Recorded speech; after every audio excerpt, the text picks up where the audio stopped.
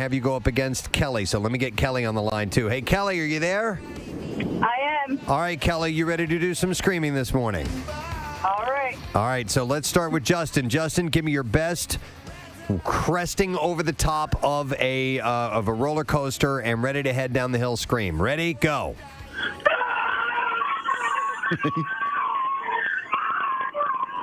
Dude. That's pretty good, man. That's pretty good. I'm impressed. Yeah. Kelly, you got a lot to live up to, but let's see what you can do. You ready? Yep. Give it to us.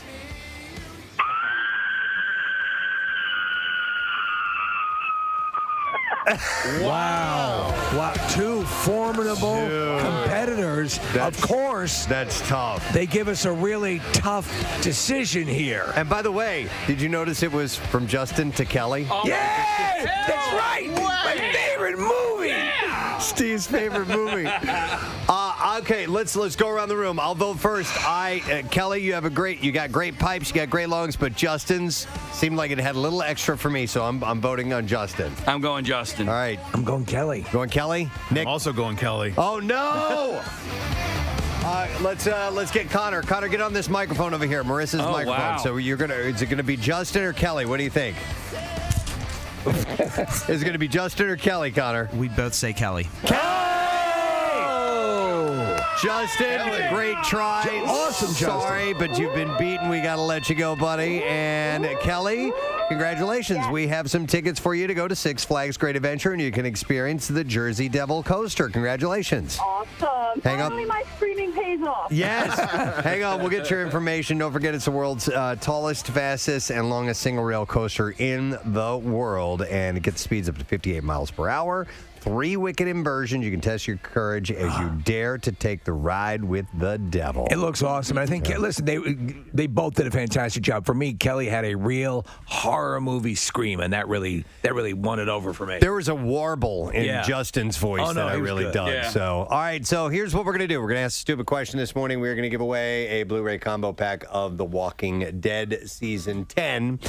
The question I have for you, and I came up with this randomly. I saw something about Cabbage Patch Dolls. Okay. And I thought about asking a question about that, and this is kind of off the beaten path of that. But here's the question for you. In the movie Back to School. All right. Okay. They'd had a riff on Cabbage Patch Dolls that's mentioned in a business meeting in the beginning of the movie. What were those dolls called? Okay. 215-263-WMMR. Casey, you should get that. No, I should.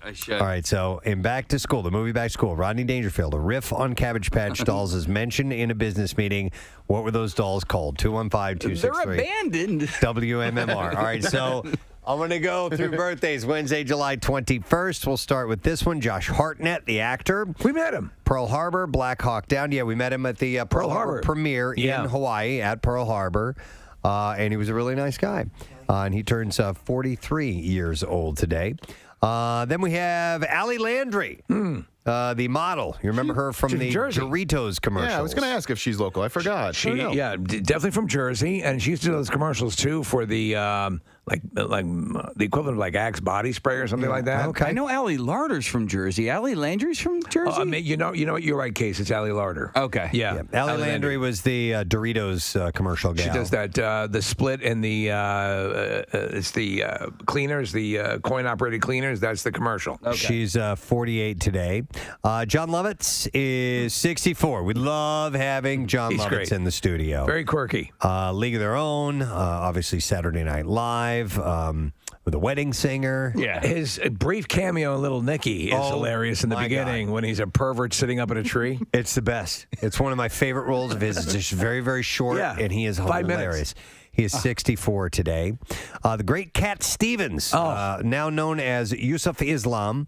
I love Cat Stevens. 73. I do too, that man. Music, listen, whatever you want to do in your life, that's great, and God bless, and if you find your path.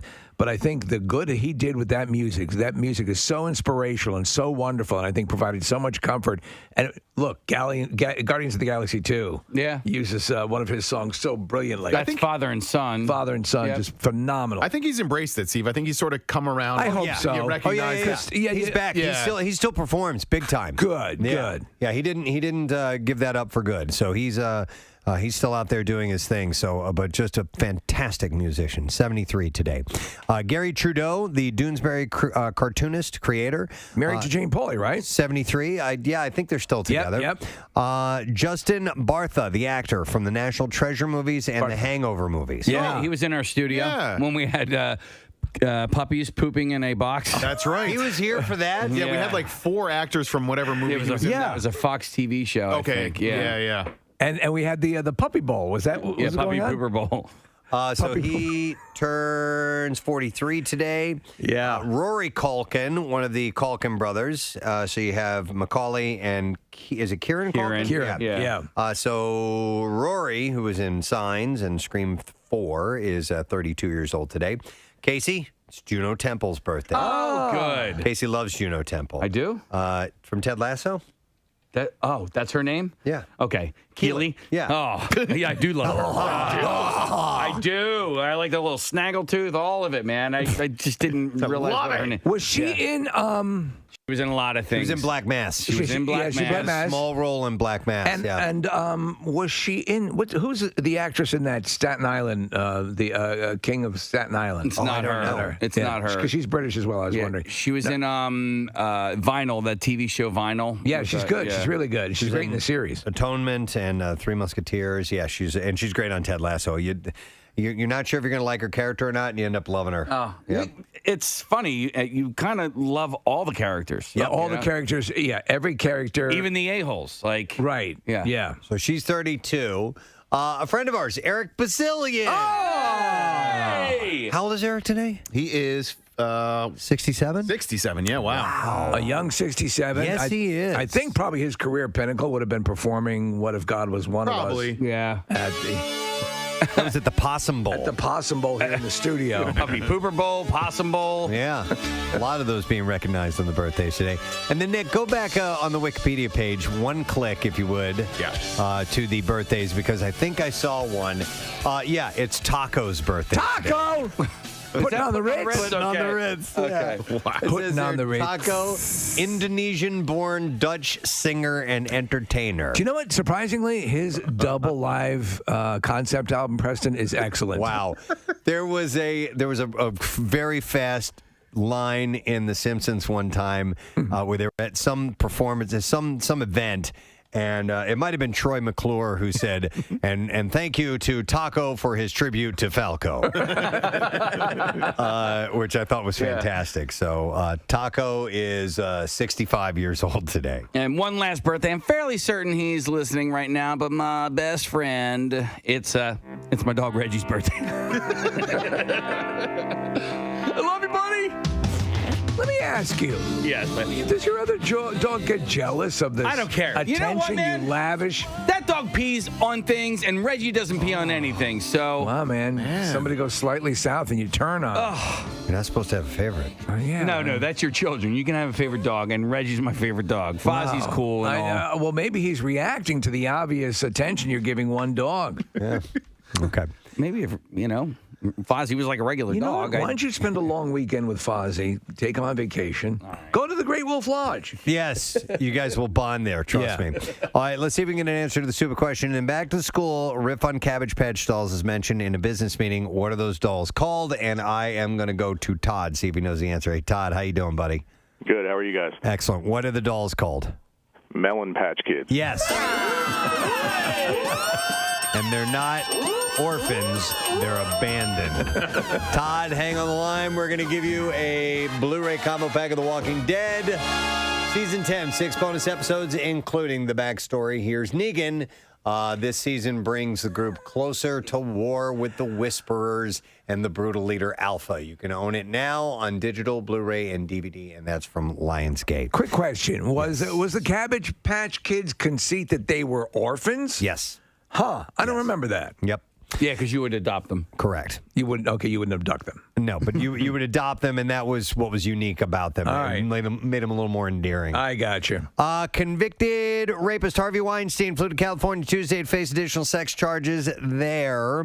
The 69-year-old was taken out of prison in a wheelchair, and his walker was packed for his journey. Oh, that's so sad. The disgraced movie producer faces 11 counts of rape, battery, and other charges against 5 women in L.A. If convicted on all charges, he could face another 140 years to life behind bars. So I was just watching the Ronan Farrow series on HBO, where he goes into the whole process of getting this information in this case against Harvey Weinstein. It's 4 episodes, Preston, but it's riveting. It's on HBO.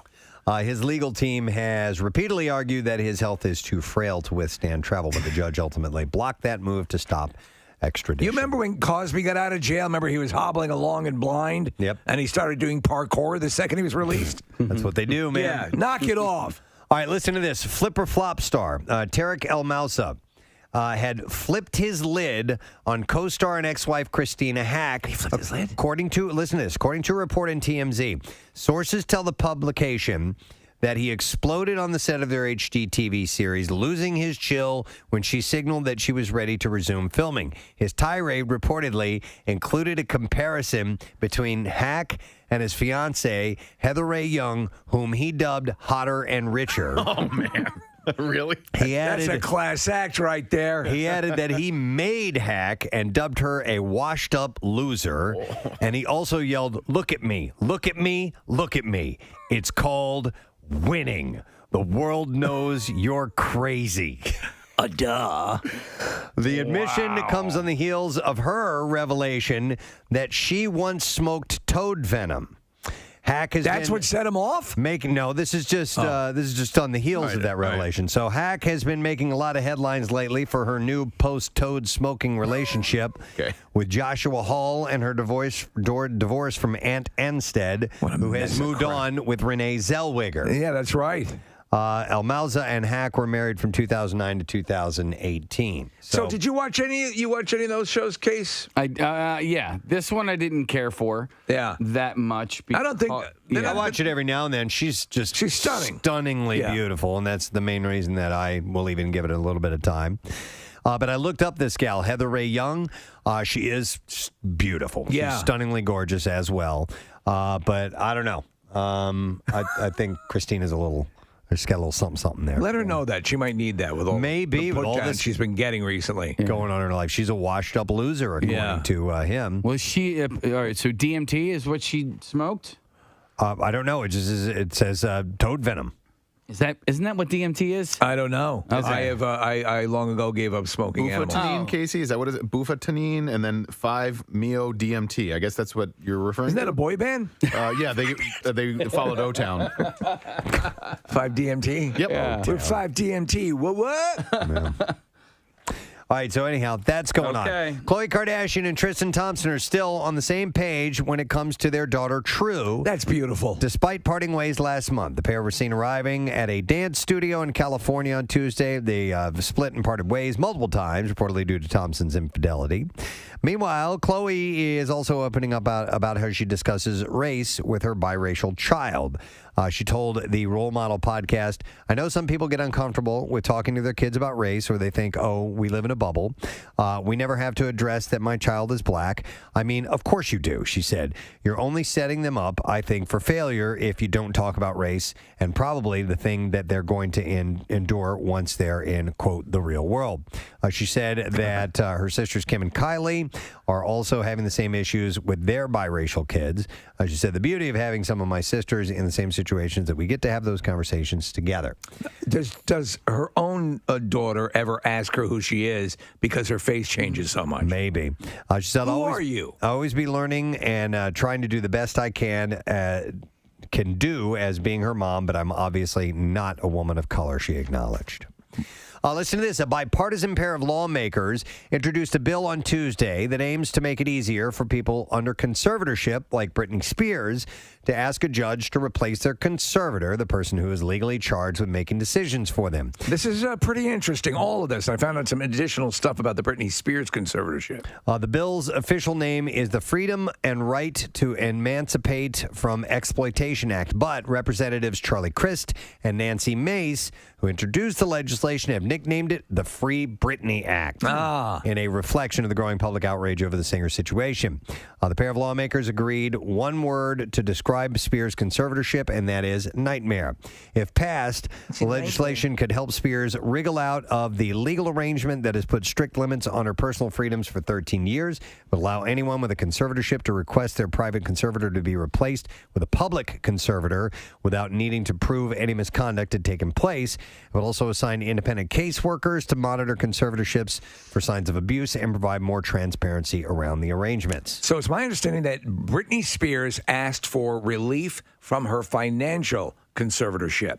However, she wants to maintain her general life affairs overseers. So she wants that. I didn't realize. I thought she was trying to get all of that out, but she's only one of the situations she wants. She wants somebody to keep an eye on her money for her. She doesn't want that. Oh, she doesn't want that. And rightfully so. Her dad was taking $250,000 a year salary. The dad was like a cook, and he's apparently he justified it, saying he was following music trends and picking shows and things for her. And everyone's saying, you don't know anything about the music industry. Why are you taking $250,000 to handle her finances? So her thing is, allow her the ability to make her living the way she wants to make a living.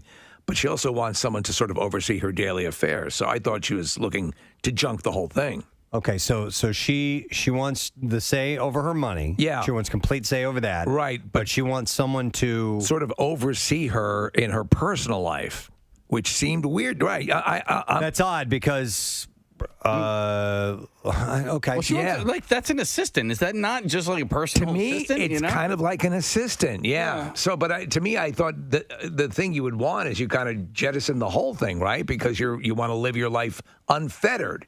That was my understanding. That'd almost be more like a manager because you can't. Yeah, an assistant is someone you tell what to do. Right. But the assistant would have this as manager. This would be more like a manager telling you what to. I don't know. That's weird. It's dumb. All right. 56-year-old model Paulina Porskova said that she and Aaron Sorkin have split. This sort of pisses me off. I like them as a couple. She said, I'm so grateful for his presence in my life. He helped heal me and reclaim myself. There truly may be no better man, no man who's more genuinely good. He's brilliant, witty, funny, and sexy. Well, why don't you stay with him? Come on! Did he dump her? I don't know. By the way, if he did, he made a massive mistake. She looks fantastic these days. It's an interesting thing to post on social media that you broke up. There's an actual photo of the two of them. There's a heart emoji with a broken heart on top of it. It's from her Instagram account, and she's letting the world know they're not dating anymore. Right. I don't know. She went with him to the Oscars, and they seem to be absolutely, totally into each other. Yeah. It just breaks my heart. All right. Well, how about this? Shailene Woodley and Aaron Rodgers are not really stressing about their wedding details. Oh, I'm glad. She told E.T. there's no rush. All right. What's going on with your impending nuptials? She said we've got no rush. You got no rush? That's what she said. You don't like that band? I don't know what that means. I guess she's not in a rush. Yeah. More like Steve Winwood? She said we've got no rush. Woodley. You should really check out some of their earlier stuff. Right. It was more aggressive. Woodley recently admitted they kept their engagement under wraps. Have you ever heard Subdivisions? They kept their engagement under wraps so that they could just enjoy being together. That's what they had to say. Do you like being together? I guess they do, yeah. Yeah. Yeah. I like being together, too. Together with who? Yeah, with my inner floor mat. Oh, okay. It's the little creature that lives within me. You saw Mystery Men. What was it called again? The floor mat. The floor mat. Okay. I mean Men in Black. Oh, okay. All right. Thing that lives in my head. Yeah. All right. Thank you, E.T. Goodbye. Have a nice day. Out of here. E.T. out. Audi 5000. as he flies off. Jessa Duggar and Ben Seawald have welcomed a fourth child, and the name of the child is Fern Eliana. Fern? Fern. It's a plant. I know. That's what I thought. That's not a great name. I get now when I hear the name Duggar these days, I'm like, I get skeeved. This is not those Duggars, but They're better Duggars? well, I mean, they're not. There's that Duggars dude. and then there's Duggars. So, but they have another kid named Ivy. So that's All right, that's it's a another plant thing. Yeah, But then you have- crabgrass. Then you have Henry and Spurgeon. Spurgeon. I think that's kind of an ivy. Is it? Yeah, this is Spurgeon crabgrass. What happened to Henry? Why'd they leave Henry? Kudzu, get the camera. Kudzu.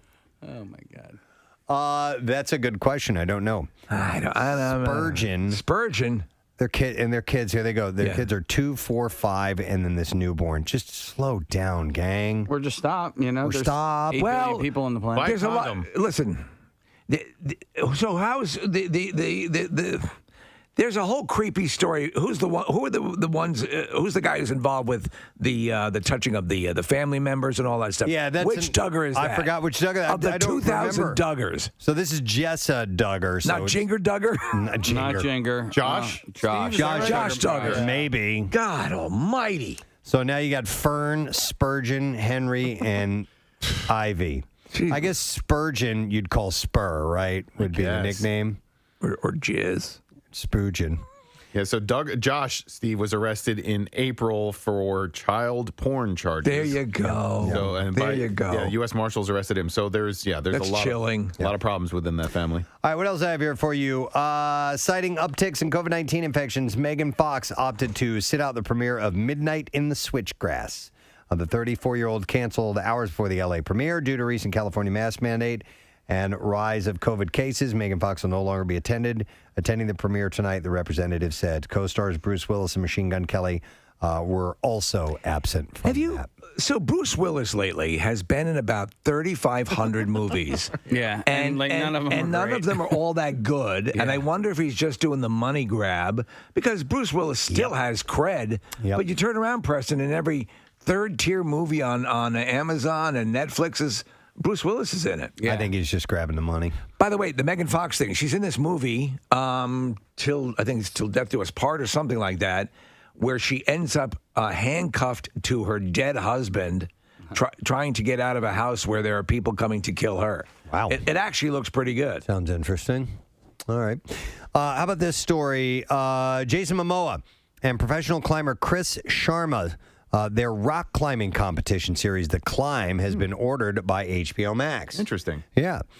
He said, according to Momoa, it's a dream come true to create a show with one of my idols, my good friend and legendary climber Chris Sharma. Oh, so he's a big fan of that stuff, huh? I'm thrilled to be partnering with HBO Max and to produce alongside IPC to bring you this incredible show about my favorite sport, rock climbing. Yeah. Jason Momoa is a big rock climbing fan? Yeah, I didn't know that. It's in the Olympics this year, rock climbing. No way. Yeah, so there's, I think, 2 different types of competition. Wow. One is judged on skill and ability, and the other one's speed climbing. Wow. You know, Jason Momoa in the series, they should do an element that has underwater rock climbing. Right, right. Yeah, that'd be a little different, wouldn't it?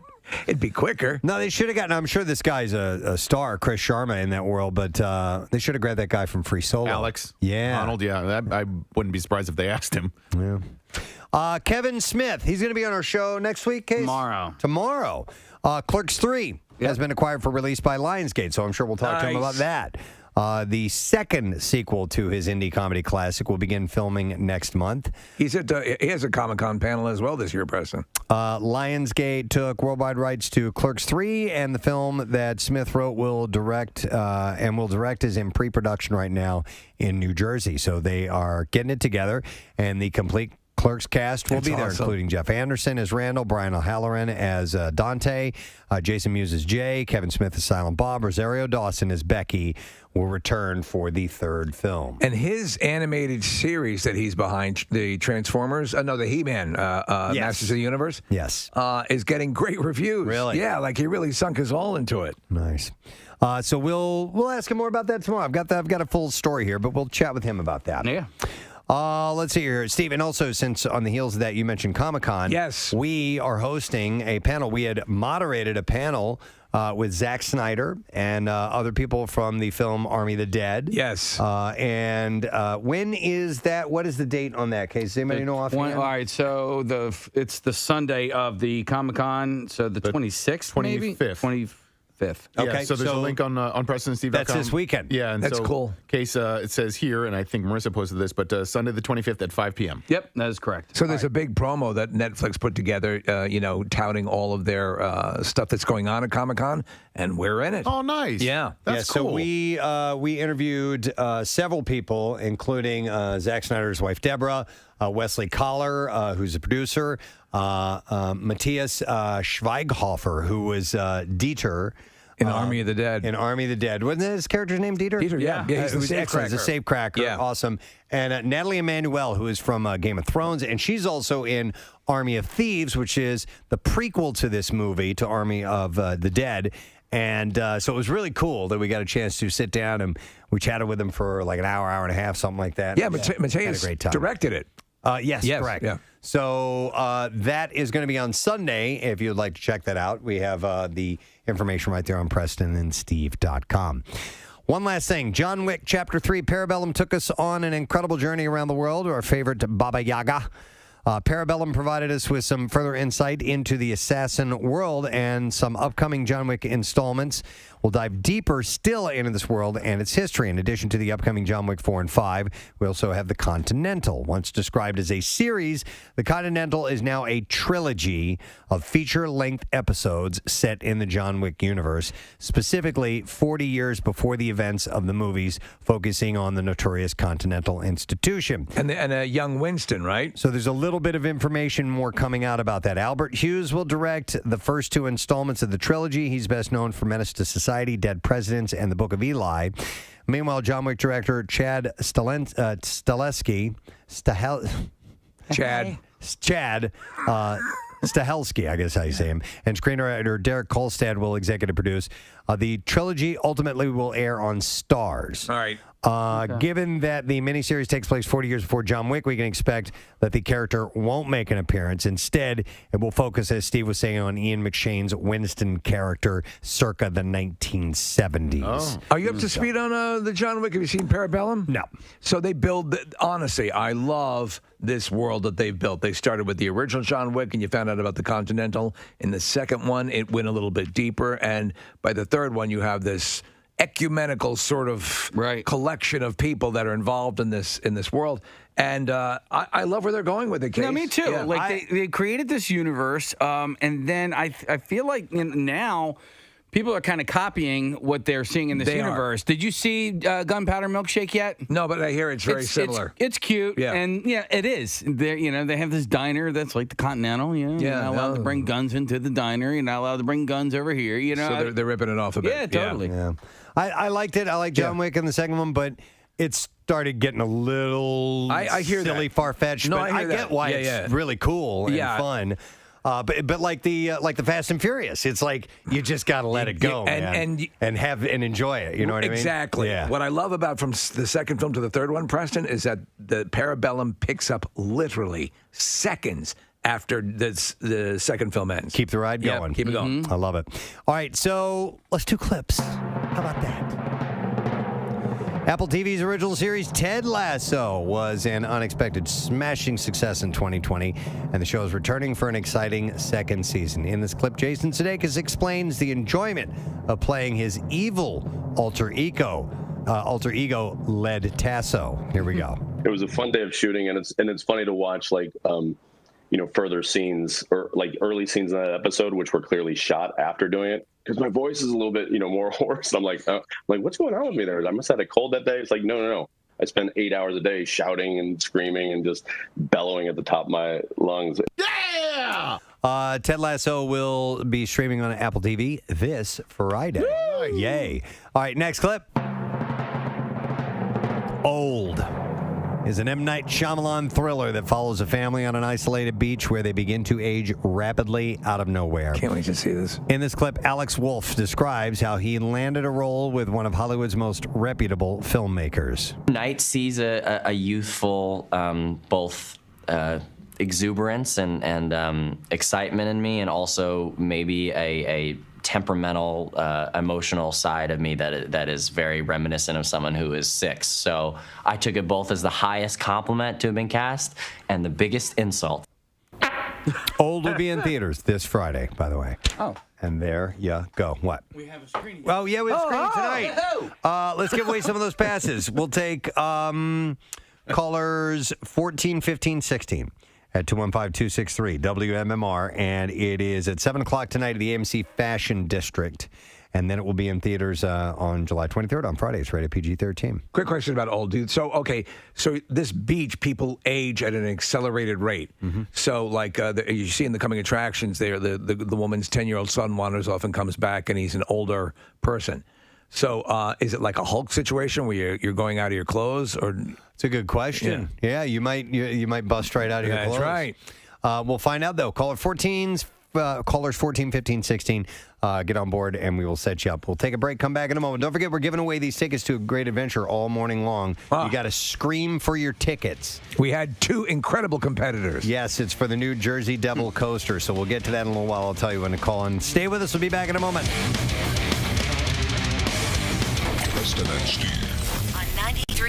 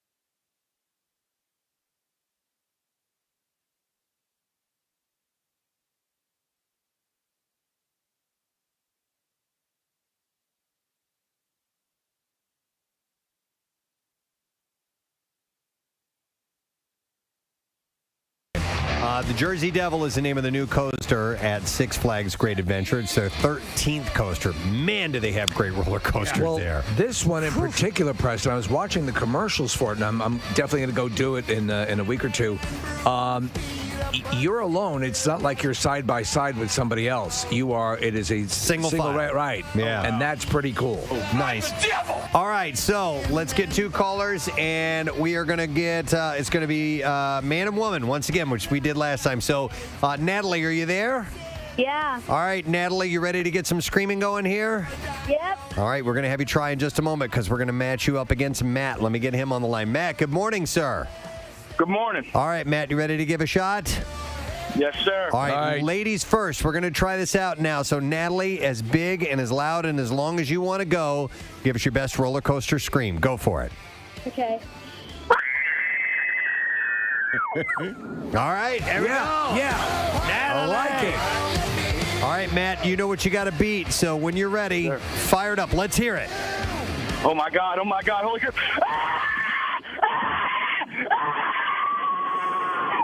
Wow. All So right. we got to vote. Is it Natalie or is it Matt? Steve, let's start with you. Well, you know what? For putting me in the scene, for making me believe he was on a roller coaster, I'm going to have to give it to Matt. All right, we'll go with Matt. Nick, what about you? I agree with Steve 100%. I am voting for Matt as well. And Casey? I'm going with Matt. And I'm going with Matt, too. It's a clean sweep. All right, sorry, Natalie. You did good, but Matt did a little bit better. Thank you for calling in, Matt. Hang on the line, buddy. Got tickets for Six Flags Great Adventure for you, all right? Yes, sir. Excellent. Hang on. Don't forget. It is the world's tallest, fastest, and longest single-rail coaster in the world. 13 stories high, up to 58 miles an hour, 3 wicked inversions. It's called the Jersey Devil coaster. So, oh, by the way, these are 4-packs of tickets. 4-pack? I haven't mentioned it. I think I 4? said pair. It's 4. 4? 4 packs of tickets. So we're going to do that all morning long. Let's see. There are several stories that I think we should go through. So I think we got to clean out the junk this morning. So let me dig in here and see what I can find. Kill the music. We got things to do, man. All right. So the primary contributor to this haze that you've seen, you've heard about this already? It's crazy. All over the Lehigh Valley is from the raging wildfires across the western U.S. and Canada.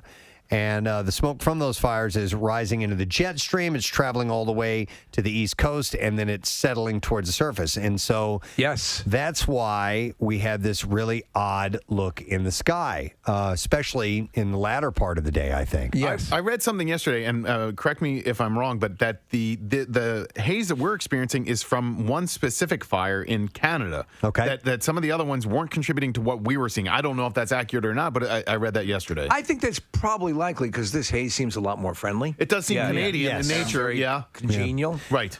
So I really noticed it. I noticed it day before yesterday. Well, are you the noticer now or is it junk drawer? Well, it's a little bit of both. And then I noticed it even more prominently yesterday. I thought I got a call from my wife, and we were doing FaceTime because she's at the shore.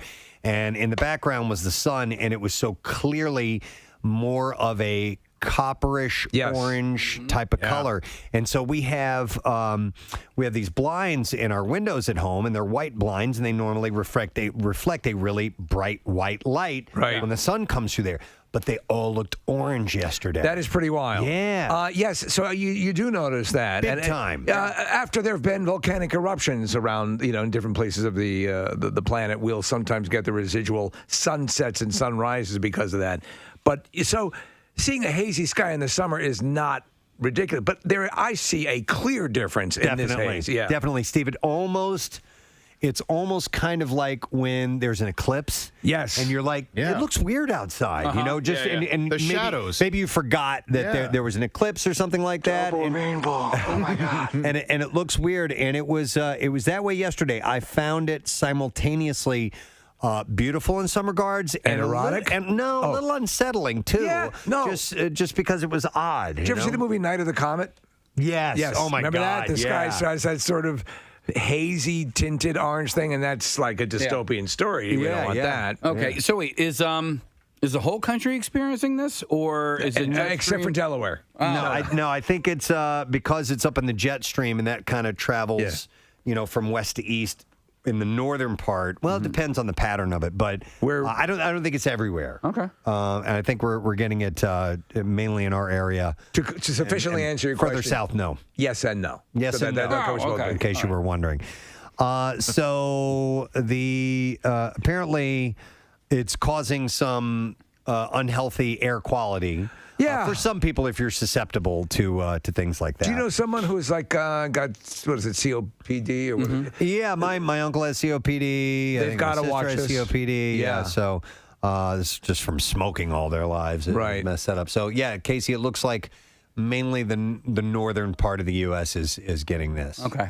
From this whatever this map is that we're looking at. Isn't it wild to think, of course, this is a big country and we have, so much territory, but to think of something that's on the West Coast affecting us in this way, it still kind of makes you realize just how, in general, small things are. Yeah, so it's a massive fire in the Pacific Northwest. So it's in Oregon, this particular one that says that it has grown to a third the size of Rhode Island. 537 square mile bootleg fire. Oh, it's a bootleg. It's not even an original. Is burning 300 miles south of Portland in and around the Fremont Winema National Forest, or Winema, a vast expanse of old growth forest, lakes, and wildlife refuges. So I was out there, I forget when it was, but and it was in maybe when we were on vacation, my wife and I.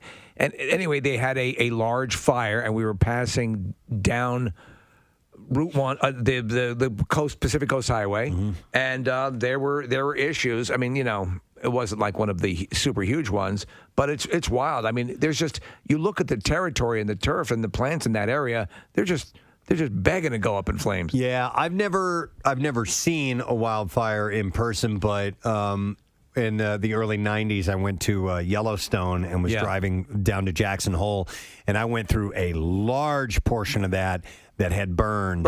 Yeah. And it's wild when you drive through. It's like going through a post-hurricane area, and after you see all the destruction, going through a wildfire area it's just disturbing. Well, in nature, that'll occur, and it actually occurs for a purpose. And that did. Right. I mean, there was lightning, it probably started it, and it's just what happens, but it's freaky looking. Yeah. Speaking of destruction like that, have you guys ever been to Mount St. Helens in Washington State? I went years ago. So you were within sight, or? Oh, yeah. Well, so it's it's not a national park, but it's like a national designated area or whatever. I was close, but I wasn't It's close really enough neat to see. and you would like it because they left a lot of that area. They haven't replanted any trees, and it was like several atomic bombs went off when that volcano exploded. And so, Preston, it's kind of like when you were driving south from Yellowstone to Jackson Hole. Yep. It's just devastation everywhere. And it was a unique detonation, Preston, when Mount St. Helens exploded. Instead of going vertically up to the top, the entire side blew out. Yeah. Hey, I have a connected story somewhere in the junk drawer. Let me see if I can. Show the drama back here. Make people believe you're rooting through a drawer. So.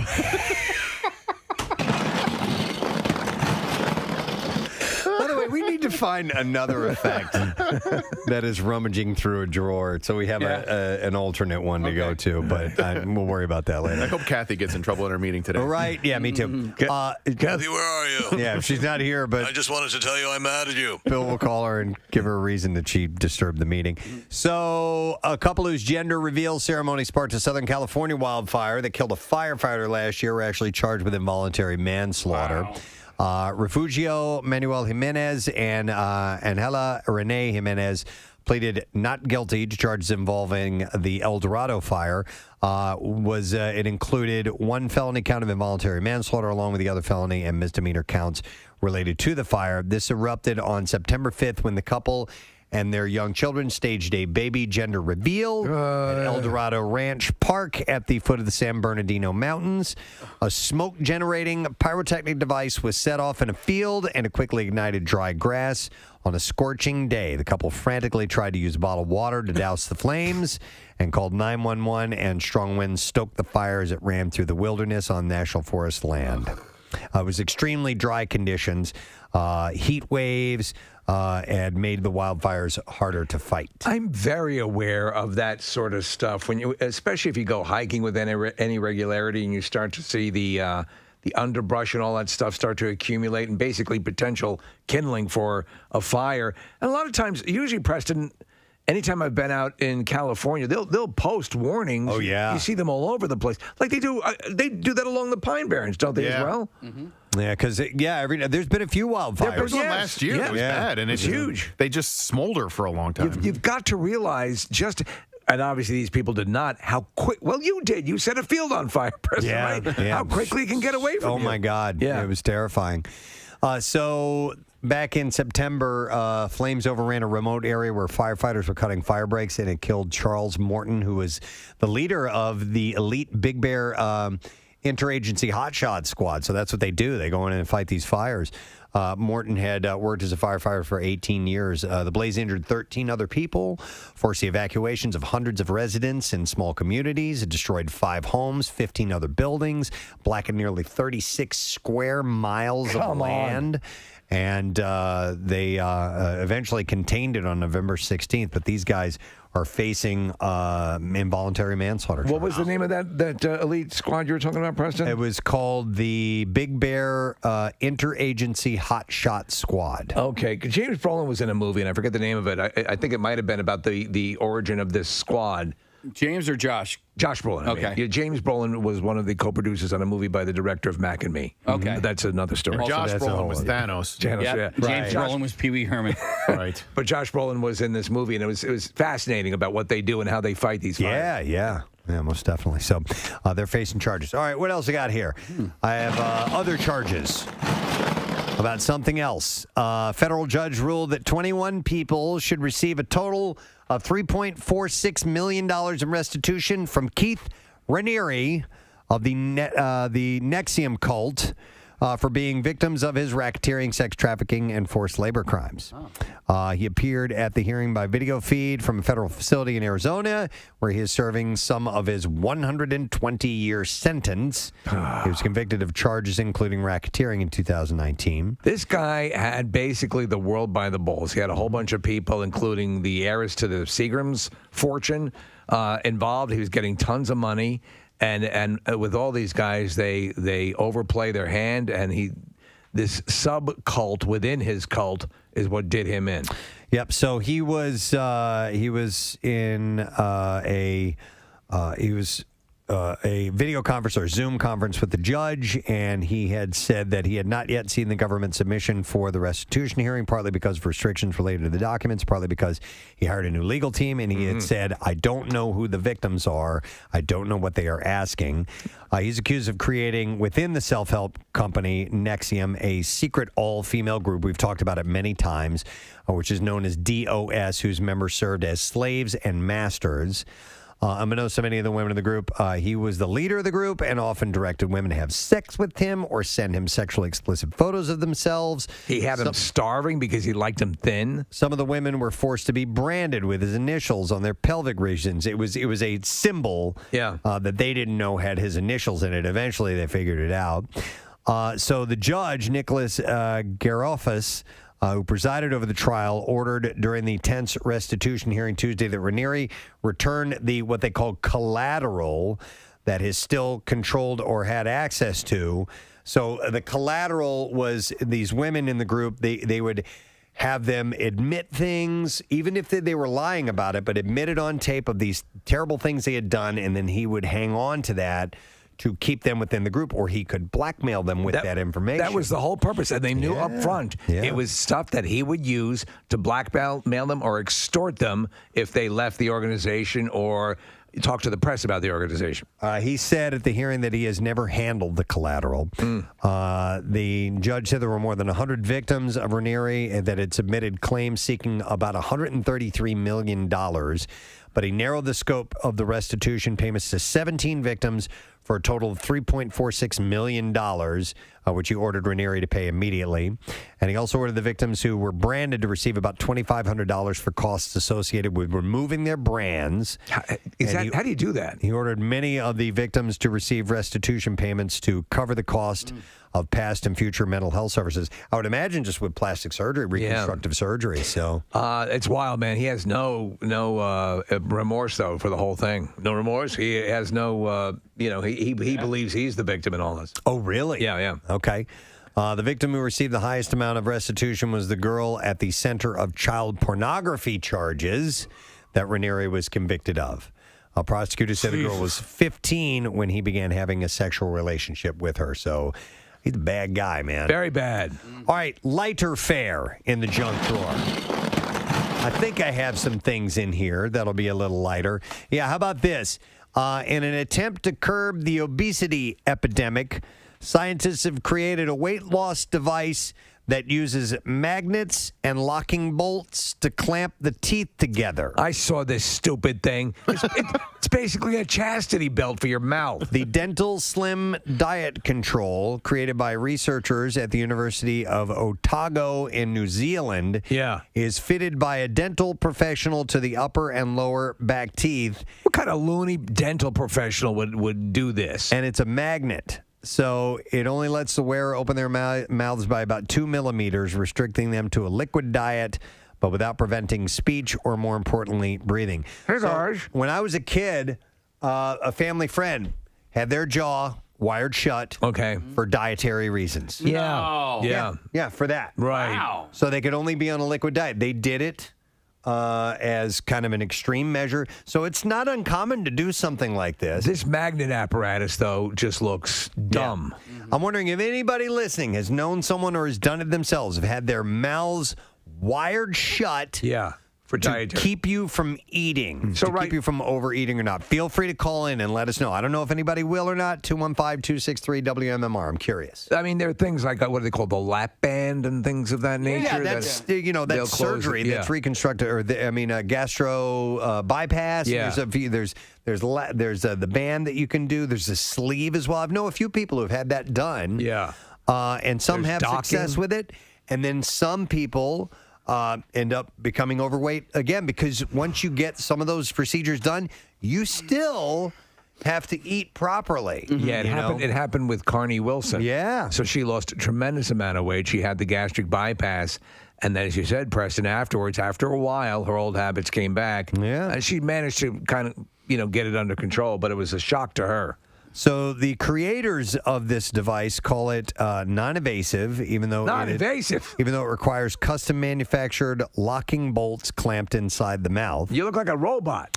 Participants lost an average of about 18 pounds in 2 weeks.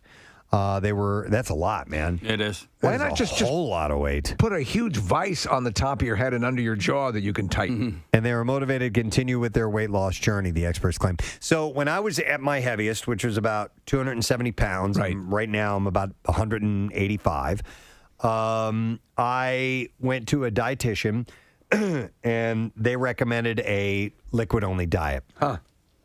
And that's when I decided I had to get my weight under control. Right. And I had to get my eating under control, because there ain't no freaking way I was doing a liquid-only diet. No way. I'm like, I need to eat food. So I started being realistic about it. And portions. The bottom line was, portion control, eating the proper nutrition and stuff like that. Jaw clamp. And I was not going to do a liquid-only diet. But some people... and there are other reasons why you have to go on a liquid-only diet. It's not just for weight, and so it can be done, but I wasn't going to do it. Yeah. So there are some people 18 pounds in 2 weeks, that can't be healthy, right? Well, no, listen, if you're getting your nutrients, right. Well, you can slide a lot of very unhealthy, calorie-rich stuff through that small opening. Milkshakes. The last time I checked, I just had 10 pieces of pizza. Yeah, if you liquefy pizza, it's really good. So our friend Dr. Bill, he had to have his. This was not dietary, but he had a jaw issue, and he had to have his jaw intentionally broken and then reset. And while that happened, his jaw was wired shut. Right. Steve, I went to his house because I'm friends with him and his wife. They made. Pizza in the blender, so and it was like spicy buffalo chicken pizza in the blender, and it was. Was he eating like baby food or drinkable? Baby food is a good analogy, but it was through a straw. Oh, I couldn't. I don't know why. I don't know why I Casey, can't. right? Like, I know. I was hesitant as well, but you know me, I plowed through. There was food Who wants involved. to suck a pizza? And Steve, it tasted good. I mean, it tasted like pizza. You know, Pizza. It was a bizarre concoction. What am I talking about? Eat pizza. So I make. Let me tell you something. This guy really knows how to play guitar. Watch out for him. No, I make smoothies fairly regularly, and I like that. And you can get proper nutrition through the ingredients in the smoothie. Yeah. Some people are like against that. They Anti-smoothers. Well, no, they just for something. And listen, I'm not a nutritionist, but they say you kind of like suck the nutrients out when you blend them up. That's why I like the cold pressed stuff actually allows. And I don't know if it's true, but that's the thing they say if they do the cold press juice making that allows the nutrients to remain in the juice. Mm-hmm. There are juice, profits all over the place. Huh? You know what I find to be a really good, honestly, when I do the squeezed. Our juice, it's really good. It tastes good, and I don't ever feel like I'm wanting for energy. So and they do the cold press way of doing it. One thing I need to know for sure is so I will put in like a Greek yogurt which has protein in it and a slice of pizza. I do not do the pizza. That is gnarly. But no, I'll do the yogurt because it has protein in it, and so I bypass any sort of protein mix. Like whey protein if you powder. can stay away from those because they can from the protein powders, and also a lot of those protein mixes will put on weight. You'll pack on if you use a lot of creatine. You'll pack. So on I don't weight. even do it. I don't do it because the protein is in the yogurt. So it's a safe one to use. Fat Bastard. That's a good brand. Well, I have a Nature's Promise. Nature's they're good. Yeah. No, and the way you're doing it, Casey, seems to be the right way. If you can do it through the regular food. Yeah, I think that makes more sense. All right. I eat natural things like circus peanuts. Right, exactly. Yeah, I mean, they're peanuts. They grow those things, right? They're orange, Preston. They're unbelievable. So I didn't think we'd get any calls, so nobody has intentionally had their jaw wired shut. We have some gastric bypasses, but not... No. All right, and we got to move along. So I'm going to do one more story from the junk drawer, and then we got to get taking a break. Norway's women's beach handball teams. You ever heard of beach handball? Not until this story. No. Beach handball. They were fined on Monday for wearing shorts at the European Championships over the weekend in protest of the International Handball Federation rules requiring them to wear bikini bottoms. Under the rules, men are required to wear shorts, but women have to wear bikini bottoms, described as having a close fit and cut on an upward angle toward the top of the leg and with a side width of no more than just under 4 inches. I'm looking to play a little handball. Your hand's my ball. that's silly, and I'm glad that they protested. They get into all sorts of rows with this stuff, like the women's volleyball teams. The outfits are very tight. They're very skimpy, and the athletes like playing in those. They do, but outfits. This is going the other way. This is going the other. They don't want to play in the bikini. I know. bottoms. They want to play in shorts. But you're right, Stephen. And in the past, they've had an issue over. Some countries and maybe like some Dubai religious or something. exemptions that want to cover up more. Right. And then the Olympic Committee is saying, no, this is the uniform and you have to wear this. So this is kind of that, but in reverse. Norway's team had asked before the championship tournament if the women could wear shorts, but was told no, and that they would be fined or disqualified if they did, but they wore the shorts anyway in their bronze medal match against Spain on Sunday. They sent an inquiry to the commission, Preston, asking who wears shorts. They wear shorts. That was their response, right? So but they said if you dare wear shorts, nair for short shorts. Yeah. Yes. So. Some people have no idea what we're talking about. But looking at a picture of the team, they're wearing essentially like bicycle shorts. Yes. Yeah. Which are as form-fitting as you can possibly get. And I don't see what the difference in the sport would be if you're wearing a bikini or wearing these. I think I don't get that. Whatever the athlete feels, but they get very strict. Like Wimbledon, they have very strict color rules for clothing, and there's a tradition. I don't know how all of this. Who is the final deciding body for all of this stuff? So it's the European Handball Federation. I'm looking to play a little handball. So, according to the Norwegian Handball Federation, the president, Kjær Liu, told the New York Times that Norway had complained about the bikini bottoms rule since 2006, and, quote, nothing has happened. We wear short shorts. If you dare wear short shorts, therefore short shorts. Weren't those commercials kind of hot back in the day? Yes, they were. Like really short shorts? They were wearing short shorts. Yeah. The European European Handball Federation said Tuesday that it was in the process of addressing the issue, stating the position of the players involved is acknowledged and further steps in close coordination with the International Handball Federation are in motion. Bikini bottoms where SpongeBob lives. So I'm looking at the pictures of them playing handball, and it's not like the handball that I knew, which was kind of like racquetball, but with a glove. You remember that? I do remember that. Hit it against a wall. Uh-huh. This looks a little bit more like stupid. Well, it looks more like soccer, but played with your hands. Yeah, it's popular in Europe. Okay. So there's men and women's, and it's almost like bocce. Like people take it really seriously, and here you would probably consider it to be a little bit more of a leisurely sport, but there they take it very seriously. I don't know, dude. They're jumping and stuff. It doesn't look that leisurely. I mean, no, that's what I mean. Like they take it seriously in Europe. Okay. But we would think it as just a dumb beach game. Yeah. Okay. All right, interesting. Well, they want to wear shorts. Some of them wear shorts. We'll wear shorts. All right, that's it in the junk drawer.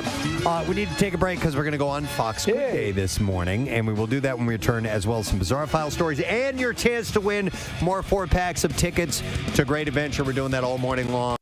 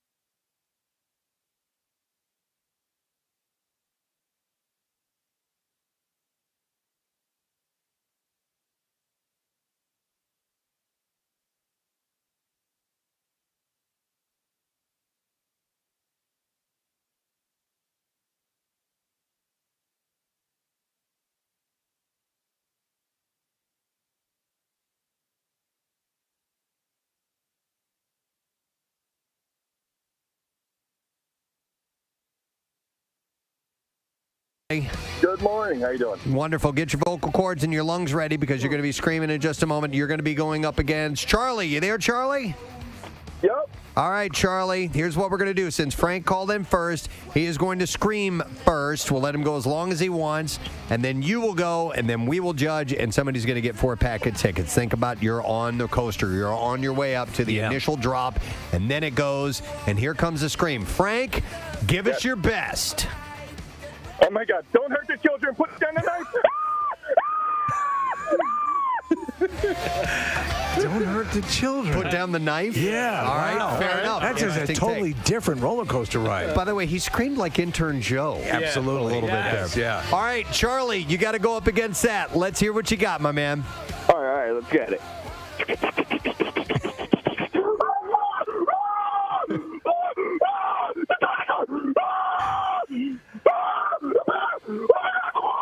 All right. Yeah. Both very good. All right, Casey gets to go Who's first Charlie? this Where's- time. Is this Charlie? I'm going Casey? with Frank. You're going with Frank. I'm going with Frank. All right, yep. Steve, how about you? For the uncanny replication of the gears of a roller coaster, I'm going to give it to Charlie. All right, I'm going to go Charlie. Nick? Well, because he was caring for the children, I'm going with Frank. All right, you that have to means go we to have a two. tiebreaker, and we got to go to Connor and Nick Murphy, but we only need one of you to vote because otherwise we'll have another tie. All right, who's it going to be, Charlie or Frank? Nick Murphy says Charlie. Charlie! Who is Charlie? Who's Charlie? Where's Is this Charlie? All right, Charlie. Well, actually, Frank, we got to let you go, man. Nice Good try, job. though. But good high-pitched, girl-like screaming that you did there. Charlie, you're a winner. We got a 4-pack of passes for you to go to Six Flags Great Adventure. All right, my man? Thank you so much. All right, excellent, man. We appreciate it. Hang on. I love you guys. And besides the new coaster, Jersey Devil, you've got Nitro. You've got El Toro. King Ka. King Ka. It's just they have the best. So it's their 13th. We're such idiots. Listen, for this one, I've not been as excited for a coaster because this is this linear. You're the only person in the car. It's just one thin rail. Yeah. Right. And the way it loops and turns and everything looks phenomenal. My wife, I'm bringing my wife, and we're going to go do it, but she's a coaster person, but some coasters are like, yeah, let's go do it. And I can tell she's not totally sold on it yet. All right, so you can access all those with the 4-packs. We'll do more later on. And if you want to ride on King Ka, you can. His sounds are grosser than mine.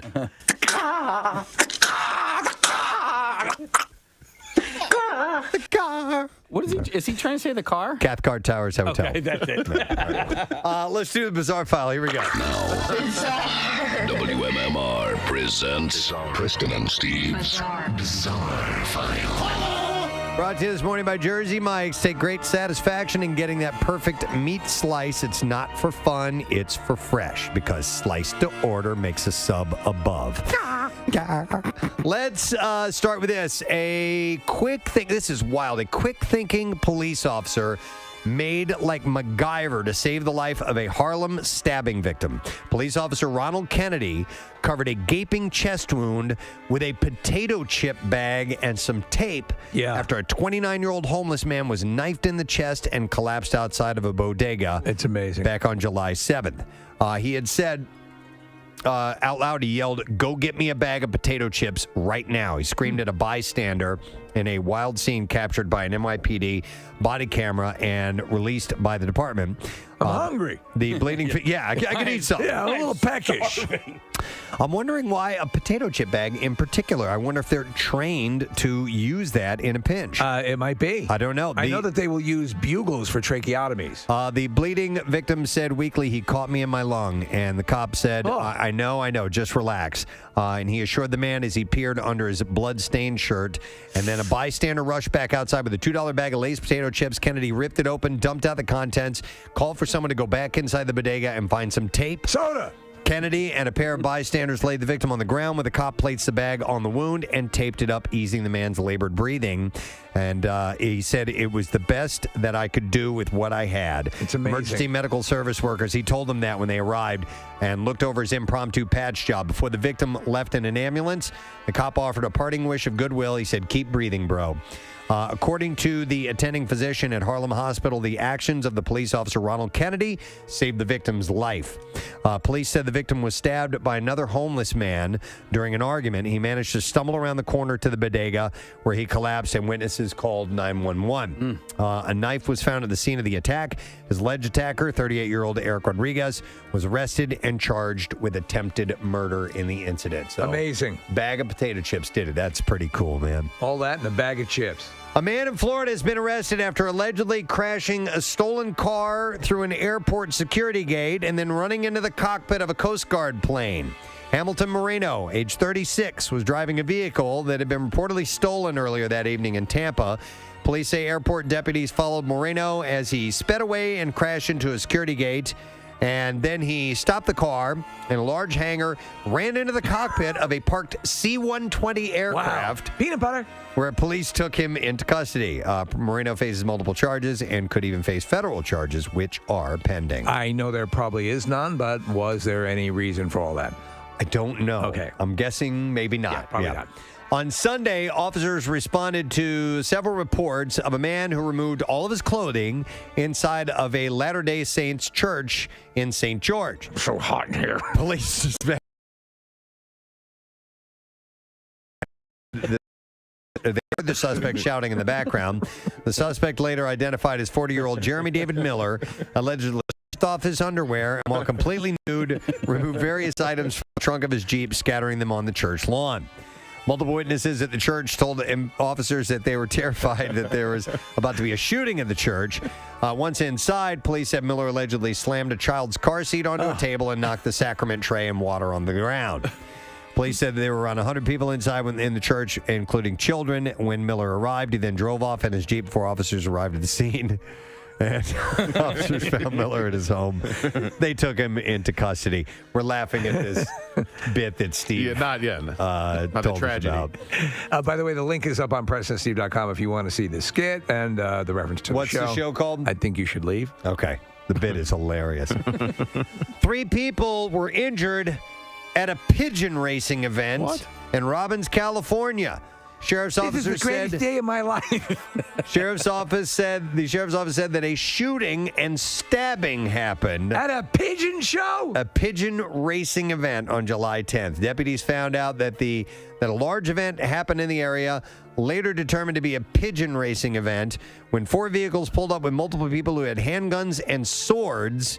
And they said that the subject started shooting and stabbing victims at the event.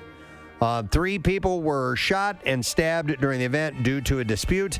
They said that the dispute was an ongoing issue from a few weeks prior at another pigeon racing event. The victims tried to go to the hospital on their own, but eventually stopped and called 911 for medical help. 2 of the victims were shot in the foot and thigh, respectively, and have since been released from the hospital with non-life-threatening injuries. The 3rd victim was shot multiple places and stabbed in the neck. He remains in critical condition. Jeez, pigeons. Right? Yeah. 2 of the suspects in the incident have been identified and arrested. Karanjit Singh was arrested on July 11th. Satvir Singh Cheem was arrested on July 14th for multiple charges, including attempted murder. God. Other suspects have been identified but not mentioned if any other arrests have been made at a pigeon racing event, mind you. And that is where we're going to end the Bizarre File, because I want to go to this phone call real quick. Yes. We have Joe. I wonder if this is intern Joe. We're going to go to Joe talking about the potato chip bag thing. Joe, you're on the air. Good morning. Hey, Gadzooks, guys. Gadzooks, bud. All right, Joe, the potato chip bag that the police officer used to stop a gaping wound. Tell us about that.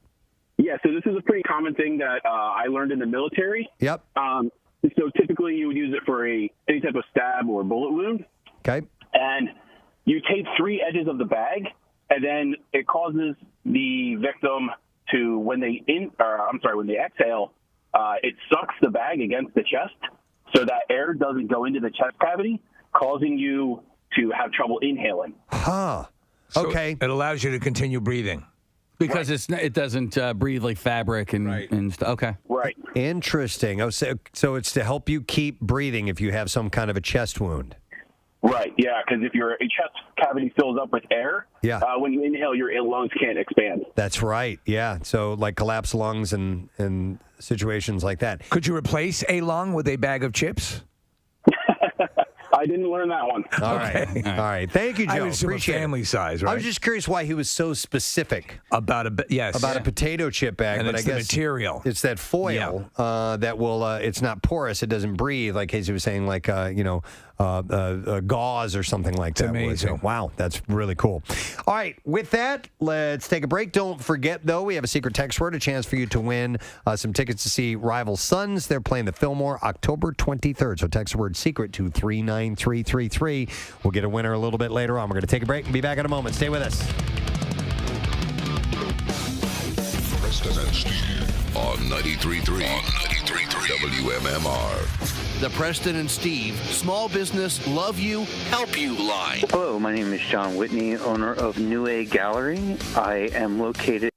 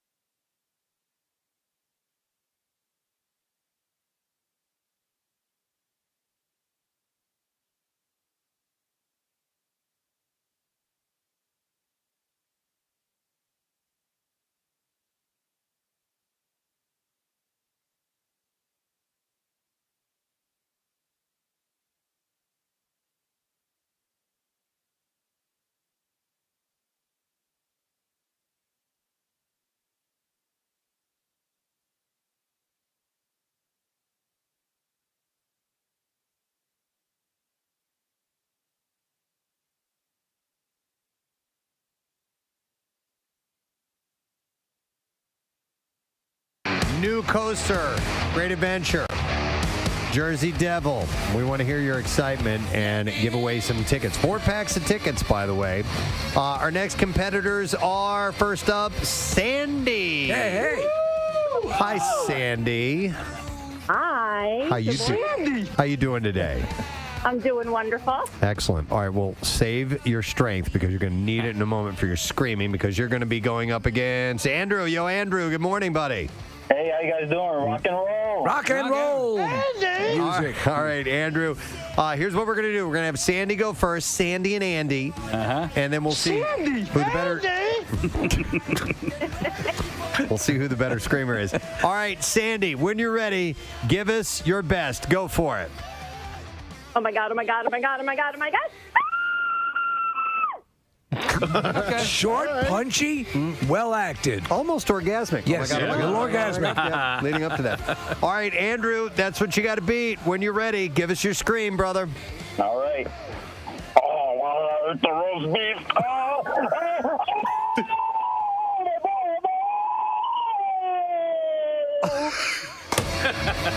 Okay. I like that. All right, Nick, you get to vote first this time. Is it going to be Sandy or Andrew? You know, I enjoyed the orgasm. I'm going with Sandy. All right. Okay. Sandy. I'm going to go with Andrew. I thought he had a little more oomph to him. Casey? Yeah, I'm going with Andy as well. Steve, you're the... So I thought Sandy did a wonderful orgasmic sort of thing, but I always appreciate the mentioning of roast beef. So Andrew. Andrew's our winner. Sandy, thank you for playing along. We appreciate it, but we're going to give it to Andrew. Congratulations, Andrew. Yeah, hang up the line, bud. We're going to give you those tickets. You get a 4-pack to go to Six Flags Great Adventure. And don't forget that this is their 13th coaster, the Jersey Devil. It is the world's fastest and tallest and longest single rail coaster in the world. 13 stories high and 3 wicked inversions. So you can test your courage as you dare to take a ride with the devil. It's awesome. I'm the devil! Congratulations. Looks great. We'll keep doing that till the end of the show, by the way. Real quick, I wanted to point out something. People had mentioned this a few days ago, and we didn't get a chance to play this on the air, but a really cool mention of the Preston and Steve show from some friends. So Tom Segura and Bert Kreischer do a podcast called Two Bears in One Cave. Well, Bert's been way far away filming the machine story. Yeah. And so he's been away. Believe it or not. Tom has been carrying on as having guest hosts, and he had Mark Maron on. It's a good pairing. Awesome. Yeah, these guys are great. Love both of these guys. Yes. And they made mention of our show. So nice. I love that. Yeah, right? yeah. So I haven't heard this yet. I did. It's great. All right, let's roll the clip of these guys talking about us. I hated so little interest in you because some of the times they would just do like a little bit of research. They would just the open wiki page. Yeah. Yeah. You were born in Cincinnati. Yeah, How'd you get New that? Jersey. I'm born in New Jersey. Yeah. How was that? It was good. I was 8. All right, so they're talking about being interviewed. And they're talking about how a lot of radio interviews they've done over the years are not very good, and the people aren't prepared for the interview at all. And all they'll do right before the interview is open up the wiki page and say, "Hey, it looks like you were born in Jersey. Talk about that." All right, here we go. Left. Yeah, 6 when we left. Yeah. But if they did like a little bit, like if they were just like, I don't know, just a little bit, all of a sudden you go like, oh, and then you want to give more. Well, I just like it when they're like, you walk in and they're like, we were just talking about this. And I'm like, yes, great. I'll talk about that. Yeah. There's some good. I mean, I always like doing Preston and Steve. Yeah, great. Those guys. Yeah, those guys are great. There's an Orlando show that I was like, oh, it's Orlando. I said no. It was a great morning show. I forget the name. of the Preston show. and Steve are good. Matt and Heidi are good here. They're fun to do. And there's like, John DeBella, is that his name? He's also in Philly, the old dude with the big curly mustache. He's a nice guy. I love it. Nice guy. Been around for a long time. It's a very kind of nice interview. Yeah, he wants. That's the thing is those like 3 shows want it. How about that, man? That's good, man. Yeah. That's really cool. It's quite. We're honored by the compliment because it's something we try to do. Give them a good forum to be who they are, and let's.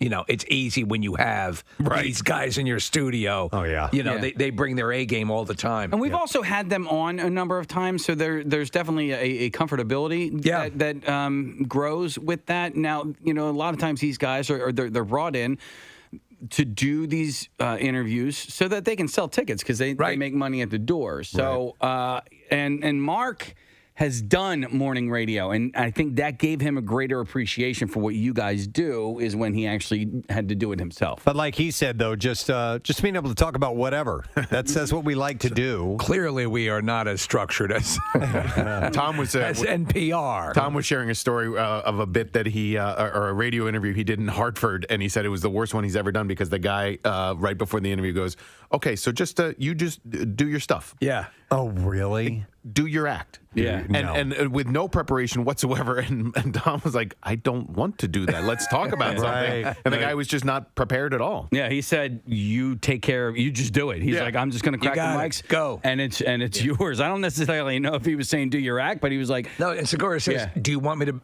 open up the break?" Yeah, do you right. Want, He didn't know.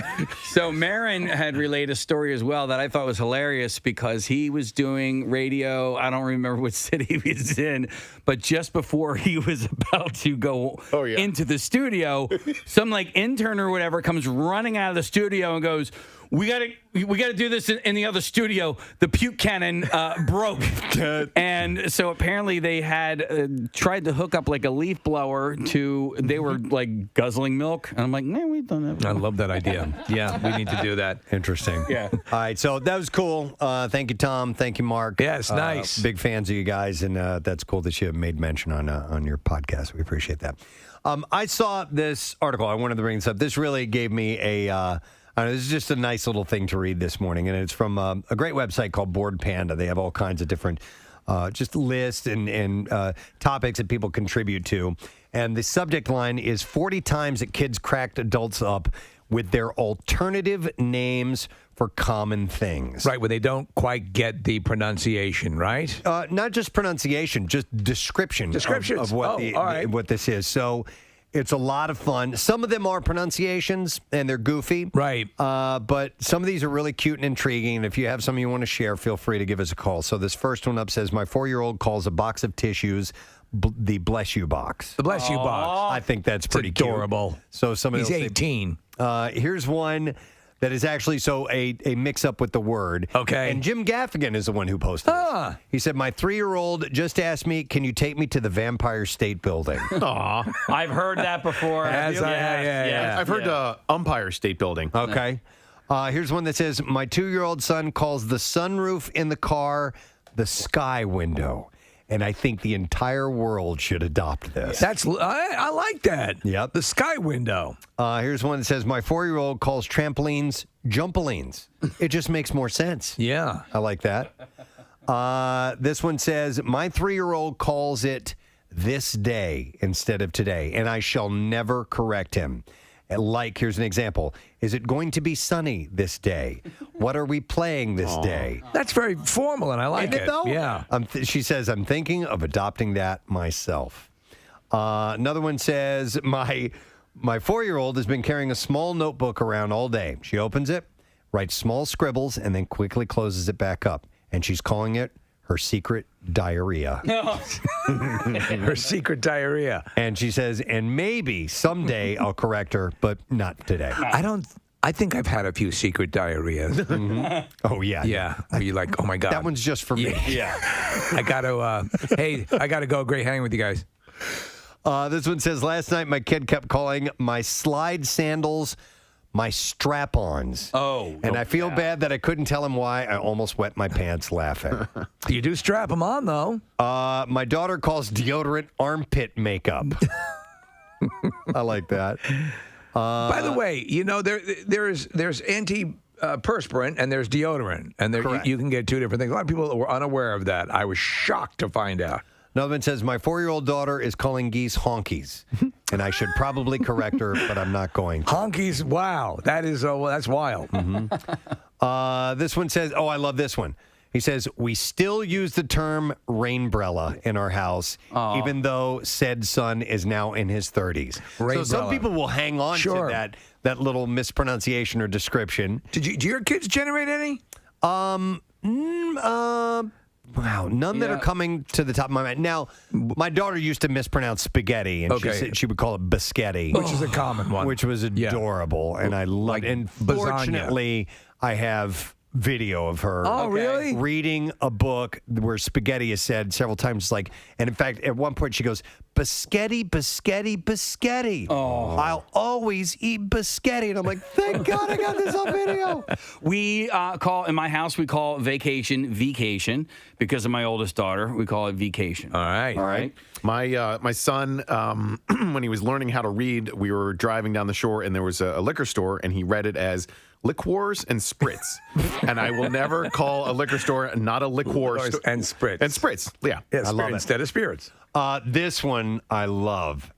This says, my 3-year-old thinks the Beatles are Paul, George, Pingu, and Joe Lemons. Pingu. Oh, well, Nick, you have one of the classic ones, Perjanger. Perjanger. Yeah, Ben was learning anatomy, and female body part was not vagina. It was a perjanger. I love Paul, George, Pingu, and Joe Lemons. And they said, and he won't be taking any further questions on this. All right, Nick Murphy wants to chime in. Yo, buddy. Yeah, so you guys know what Uncrustables are? Oh, yeah. Love them. They're a great invention. Oh, my God, they're so good. They're like our go-to snack. But my son calls them peanut butter and jelly tacos. Ooh, and that's what we call them in our house. Good. That's actually accurate. Good. Yeah. I like that. Remember they sent us a whole bunch of the Uncrustables? Oh, yeah. And we Peanut butter and burned jelly. through those mother effers. You ever try the cheese ones, Murph? No, I saw they have like meat ones, and I'm not interested in those. It's filet mignon. Okay. No. So they had sweet and savory. Yeah, I remember. And the cheese ones were good. I remember, they were kind of like a riff on grilled cheese, and you would heat them up or toast them or something like Nuclear hot. But my favorite was the peanut butter and jelly. Yes. It was just the best. Peanut butter and jelly tacos. Yeah. Peanut butter and jelly tacos. And we put them in the freezer, and you can eat them frozen, and they're still delicious. All right. Thank you, Murph. Yep. Let's see. And I'll go to some calls here in just a second. Thank you for calling in. Let's see. This one says eggs equals butt fruit. Okay. So somebody calls that. I saw that movie. This one says, my niece is 6. She hates wearing jeans because she hates the zippers and how they scrunch up, but she doesn't call them jeans. She calls them wiener pants. And I wish I didn't find that out as she yelled it in the store. And I don't know why. They didn't give an explanation to that. Let me go to some calls. I will go to Diane. Hey, Diane, good morning. Hey, guys. Good morning. How you doing today? Wonderful. What's up, Diane? Fantastic. So I run a daycare, and one of my little girls once told me how much she hates spaghettos. Spaghettos? And I had to ask her. Spaghettos, like kind of like spaghetti, but with Cheetos mixed in, like spaghettos. Spaghettos. But I had to ask her, I said, what's a spaghetto, honey? And she goes, the bugs that sting you itchy. And I said, oh, you mean a mosquito. I would stay with spaghettos. That is so cute. If that were... Spaghettos will forever be a mosquito now. I love it. I love it. You know, when a kid says something like that, absolutely. When a kid says something like that, it's endearing. But if somebody approaching you in a dark alley was saying that, you'd know your time was limited. All right, let me go next to James. Hi, James. Good morning. Yeah, good morning. You guys rock. Oh! What's up, man? Yeah, this is similar to your last caller. My little brother, we were camping, and he was saying neater nights. Neater bites? Neater nights. Neater nights are getting me. And we're like, what? There was the mosquitoes. He was getting bitten up by mosquitoes. Neater nights. And that just made sense to him. So, yeah, it did. I love that. Obviously we've had the topic of adults who have carried this belief about, the terminology and the pronunciation well into their adult years. But there is something just intrinsically adorable about a little kid getting confused. We'll go to Allison. Allison, good morning. Good morning. How are you guys? I love you guys. Wonderful. Thank you so much. All right, what do you want to share with us? So my son is now 20, but when he was about 5, oh no. getting ready for work and school, and I'm telling him, get dressed, and he screams, Ma, can I wear short-sleeved pants to school today? Short-sleeved Instead of shorts? Yeah. Instead of shorts. That was one of our short-sleeved pants. That was in our household, too. Yeah, growing up. One of my brothers called him that. That's funny. Allison, how old is he now? He's 20 now. Okay. And do you still use the term short-sleeved pants from time to time? Oh, absolutely. It has been added to the family lexicon. I love it. Excellent. Thank you, Well, Allison. when I was a kid, and I'm sure that my father doesn't remember, but my mother would have. I would say, "Can I wear my strap on to school?" And it was a large rubber penis that I had. Yeah. How embarrassing. Oh my God! Oh my adorable. God. It's All right, adorable. here's one. Oh, this was just the best. And I think this was Carter. And it was when they were learning about Thanksgiving and how the settlers, the Pilgrims, met the Night of the Americans. Oh, my God. The Night of the Americans. Yes. Instead of Native Americans. The Native Americans. That It is was adorable. So Yeah. wonderfully sweet. The Night of the Americans, he would say. And I just melt my heart. And you don't even want to correct them because, No. and even if you know they're going to get beat up in school at some point when they say that, it's because it's just so adorable. I love it. We'll go to Jim next. Hey, Jim. Good morning. Good morning. You guys rock. You the man, brother. What's up? Better. When my son is now 25. When he was young, he used to like to eat the canned fruit cocktail. Yeah. And he called it fruit peacock. Fruit peacock? Yes. Cocktails? Is that where you got peacock from? Yes. Okay. Yes, exactly. He used to point at the pantry door and say, "Can I have some fruit peacock?" Oh, that's great. I love that. I love the Jim. way the mind thinks at that level. That's fruit peacocks. Here's some other examples from this article. It says, my 4-year-old just called skinny dipping nakedy dipping. Nakedy dipping. And says, I will never call it anything else. Another one says, Mommy really likes Flash'em shows. She meant to say fashion shows. Oh, man. You can find a lot of Flash'em shows on TV these days. We got a lot of great stuff from my youngest because she talked and like at a very young age. And when I mean like talk, like you could have a full-on conversation with her at 2 years old. At birth. No, not at birth, but it was younger than the other two that I had. Wow. And not only, but do you remember exactly about well, not exactly, but like, are we talking like a year? We're talking.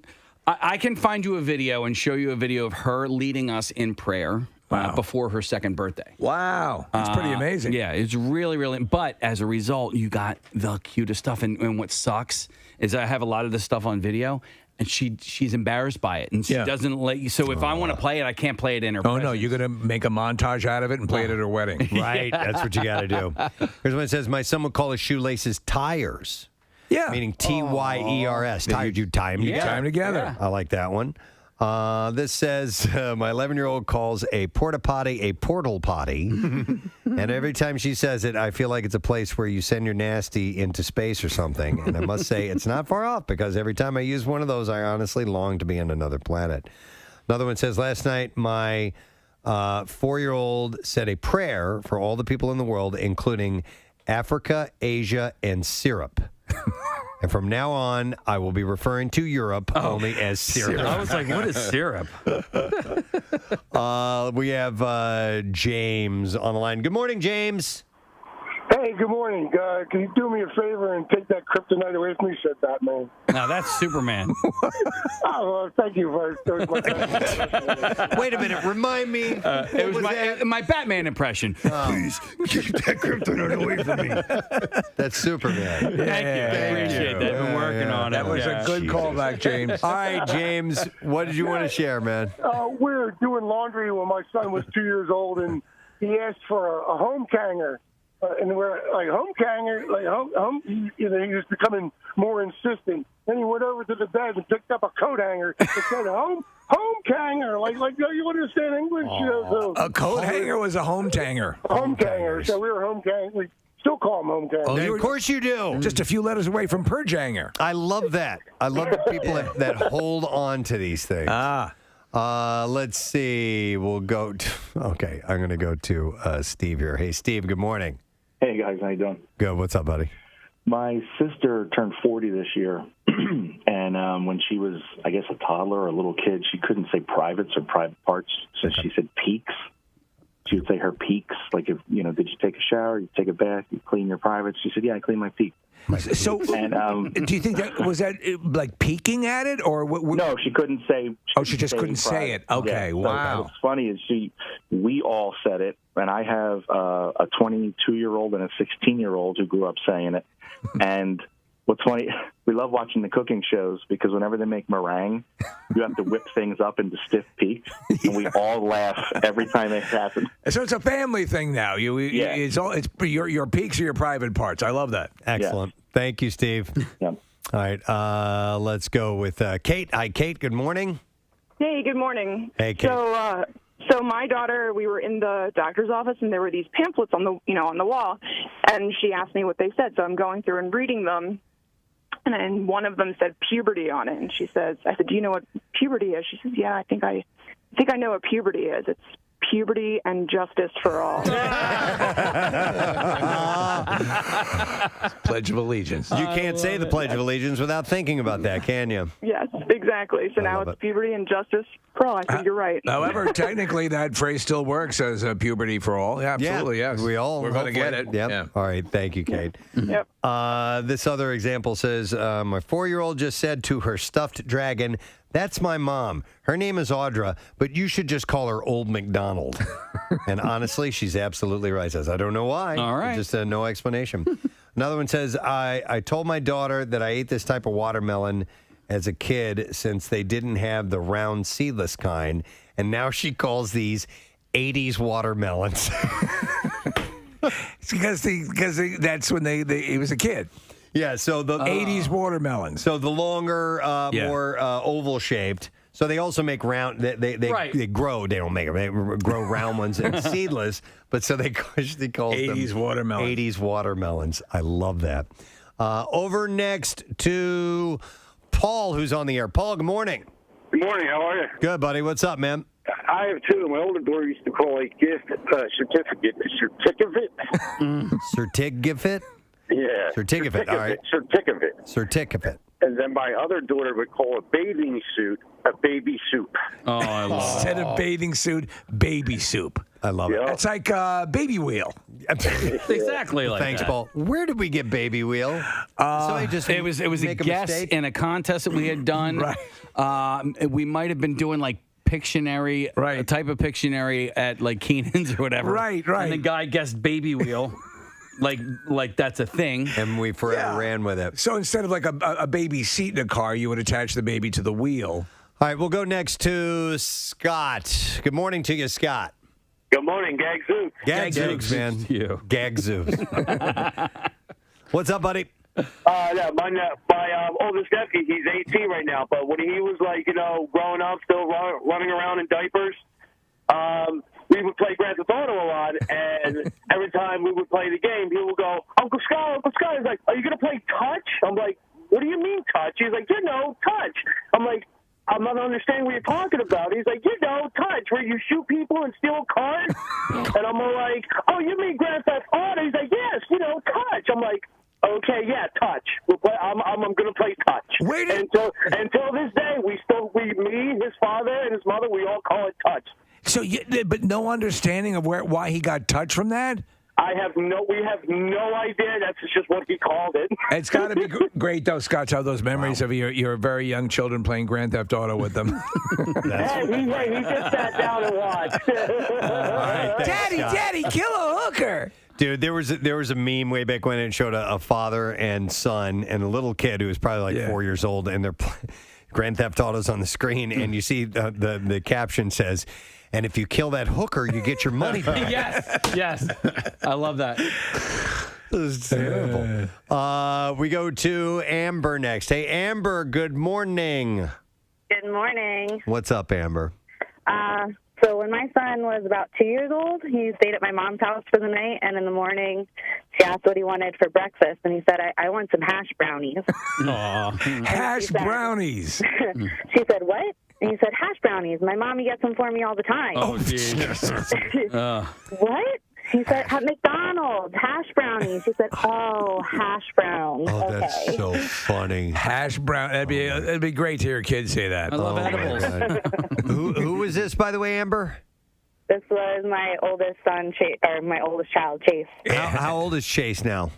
He is 13 and tried hanging up the phone before I got through to him. It's all right, man. It's all right, Chase. Listen. Yeah, they're becoming legal. And yes, you're right about that, but everybody's made little pronunciation mistakes like this. All right, thank you, Amber. Bye. All right, we'll see you. All right. Hash brownies. Over next to Sam. Hey, Sam, good morning. Hey, good morning, guys. You guys are awesome. Thank you, Sam. What's up? So I have little brothers. One is 10 years younger than me, and one is 20 years younger than me, and they've said all kinds of crazy things. But my husband's name is Ryan, and when we met, the kids were really little, so they called him Brian with a B. Okay. And now everybody in the family calls him that, like aunts, uncles, my parents, and Eddie's about to turn 18, so it's been a long time. Okay, No, it'll stick, yeah. So instead of Ryan, it's Brian. It's a buy-in. It's in birthday cards and everything. And the little one's like 7, and he'll correct himself. He's like, "Hey, Ryan. Oh, I mean buy-in." I have a similar that was like worse. I had an Uncle Jack, and I couldn't pronounce Jack, and so I was the C. It was Uncle Rooster. Oh, really? Yes. No way. So, yeah. So, and then everybody else in the family, older people, of course, would rib him because then they would call him Uncle C. Oh, that's the best. We'll go to Bill. Hey, Bill, good morning. Hey, how you guys doing? Good. What's up, Bill? So my daughter's 2, and she loves fruit, but we used to feed her like strawberries and blueberries and stuff like that when she first started teething and all that. But now that she can eat other fruits, everything is like appleberry and orangeberry and waterberry. So everything is a berry. Yeah, she thinks every fruit is a berry. That's cute. I like it. I love that. Thanks. You know what I found out? I have an interesting little factoid that I found has nothing to do with this, but the berry thing that he mentioned. There's a term limey. You've heard of that before? Yes. Yeah. And usually a it's pejorative for British. Yeah, for British. And I looked up the origin of that, and I found out it's because they would add citrus juice to grog for the sailors, and they would keep them from getting scurvy. Right. What I didn't know is that at that time, lemons and limes were all called, like the term lime could be interchangeable for either one of them. No kidding. Like they didn't distinguish between, you could say limes and actually get a lemon. Interesting. So in fact, a lot of citrus fruits were just called limes back in the day. Well, I I don't know can why, see but that. It's a weird little factoid. The fact that pudding refers to dessert in general, right? Yes. Yeah, because Casey and I were having dinner, and they had a pudding section. Right. There. You saw it was all puddings. I would have gotten pudding. Very interested in purchasing one of your puddings. I don't want pudding. I just want dessert. I want like a cake or something like that. I want you to lick my pudding. I don't want pudding. I have another berry fact for you. Okay. Good. I love berry I facts. learned recently that huckleberries and blueberries are very closely related, but huckleberries cannot be domesticated. They only grow in the wild. Blueberries, you can have like a blueberry farm and grow them and mass produce them. So you can teach your huckleberry to sit and fetch. That's right. Yes. I'm your huckleberry. Yeah. I'm your blueberry huckleberry. Here's another. I'm the biggest show in town. I'm Huckleberry Hound. Here's another example from this article. I said, it says, I'm not saying don't teach your kids proper terminologies, but I am saying that mine called a force field a horse field for about a year, and that was the best year of my life. Another one says, this is good. Now, I like these, other than just mispronunciations. Right. Trying to describe something and giving it a term. So this says, my guy was 3. He named coffee grounds bean dirt. That's kind of appropriate. They yes. look at it, and it just makes sense to them. And like, here's another one. This one says, my daughter calls her teeth smile bones. Yeah. So why not, right? That's clever. Yeah. All right. They're not all stupid. Let's go to Delaney. Hi, Delaney. Good morning. Good morning. You guys rock. Oh! Thank you. What's up, Delaney? When I was little, actually, I went outside to greet my bus driver, and it was almost summer, so I was in my bikini. And I said, "Hey, Paul, do you like my zucchini?" Oh, my God. How old were you at this time? I think I was in maybe first grade, kindergarten. Okay. All right. My zucchini. Does that still get used? Yeah, I still get made fun of for it. Well, yes, you got to, and I'm sure you now own many zucchinis. Yes. Okay. All right. Thank you, Delaney. Let's see. We will go over to Chris. Hi, Chris. Good morning. Good morning. morning. Sorry to bother you at work. No such thing. What you want to tell us? So when my daughter was little, she couldn't say grandma, so she said Gingo. Gingo. Yep, Gingo. And now she is 10, and my 3-year-old son also says Gingo. We all call my mother-in-law Gingo. So many times the grandmother, what is first sayable by the children becomes the default name. Gum Gum. Gum Gum. I mean, Yes. that's what Ben calls my mom. I mean, some are like Old whore. Old whore. Absolutely. Right. She will be Gingo forever. Why would you change that? That's wonderful. Gingo. Like, you've heard like Baba and things like that, and it's usually the child said it, you got it. I love you, gutter slut. Yep. Wow. That's a lot of syllables. Yeah. Actually, grandma was easier. Very intelligent child like your daughter. Yes. Came up I with love that you, one. gutter slut. Let's have Ray. Grandmom. Let's have Ray on. Hey, Ray, good morning. Good morning. What's You guys up? rock. Thanks, man. Appreciate it. What's going on, Ray? Yeah, I was over at my brother's house one morning. My little nephew asked me to get him some cow booby juice. What the hell's cow booby juice? Oh my God. He points at the milk jug in the refrigerator. Cow booby juice. Somebody had to have coached him with that one. Yeah, seriously. Yeah, I don't know, sir, but I was laughing my ass off. I love it. All right. Thanks, man. Oops, I made some penis pudding. Oh, God. Whoops. It's vanilla. Think of him to be that innocent, though, in the mind of, yes, and I agree, Preston, somebody had to have put that in the brain. Cow booby juice. Yeah, come on. Here's another example. It says, my 7-year-old calls her gloves finger mittens, and I will never call them anything else. That's cute. This one says, my son is always called pads, meaning women's feminine pads. Oh. Mini diapers for big girls. Okay. I cannot bring myself to correct him and explain to him their purpose yet, so I laugh and play along. Mini diapers for big girls? Yep. Huh. And I don't know how old her son is. Let's see. Oh, this is great. My 5-year-old calls Green Jolly Ranchers lightsaber flavor. Oh, yes. I like that. Yeah. Yes. I like that a lot. Another one says, this is like a back and forth dialogue. It says, Mom, can I have a lemon tongue? What? For a snack. Wait, what do you mean? A baby orange. Oh, my God. Yes, you can have a clementine. A lemon. A lemon tongue. That's cute. I like it. Let's go to Steve. Hey, Steve, good morning. Hey, good morning. What's up, my man? Hey, so my son was like a complete and utter Star Wars freak. His name's Ryan, so I can make fun of him, of course. But he used to call C-3PO that guy, and he would never call him anything else. And if we said C-3PO, he would seem terrified. So, he would just be wow, like, oh, that guy, why?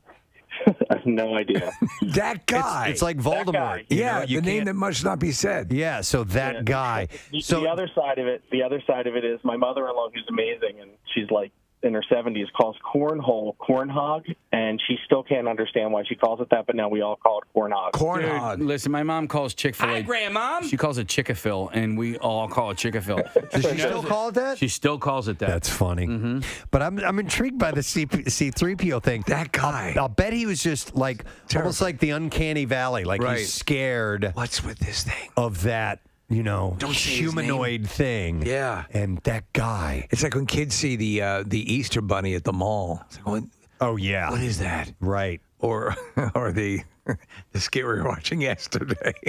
Oh, yeah. Let me go to Tina. Hey there, Tina. How you doing? Wonderful, Tina. What's up? So my youngest son, I had 4 kids, and my youngest son always got mad because he never got to order when we were in the restaurant. So I said, one day, I said to him, okay, he's 6 years old. I said, go ahead and order. So we're sitting there, I wait for the waitress to come. Waitress comes over, and he goes, okay, what do you want? He says, I'll have beaver eggs. Beaver eggs. Beaver eggs. Beaver eggs. I'm like, where do you see beaver eggs on the menu? The word beverage. He saw the word beverage. Beaver eggs. Oh, that's great. So to this day, we all say to him, you want beaver eggs? Yeah. How about some ice cold beaver eggs for everybody? Oh, my God. That is awesome. Beaver eggs. Nice beaver. Nice, Tina. I love that.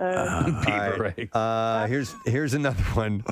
Mama says, Mama, can I have some guacamole? Guacamole. Yeah. Guacamole. Oh yeah. Guacamole. I'm gonna start using that. I love that. Let's see. This one says, my daughter calls Boss Baby a baby called Boss, which strikes me as the Boss Baby's dark autobiography where he looks back at how his life was ravaged by capitalism. A baby called Boss.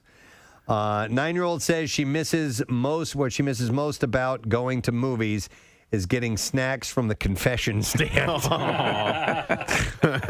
So when we do go again, I'll be paying a lot more attention to when she places her order. There's that magical window, it's like starts at 3 or 4 and it goes until about 9 or 10, and then it becomes go to hell. Yeah, well then you're just insufferable, and you don't want to spend any more time with them at all. Yeah.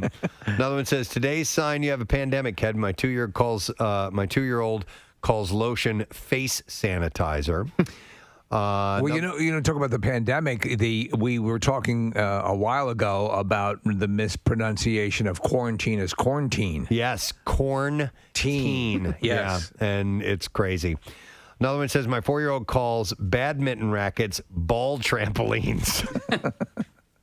I love that. That's kind of what that is. Sounds kind of painful, actually. Let's see here. Another one says, my kid calls a butt a poop cavity.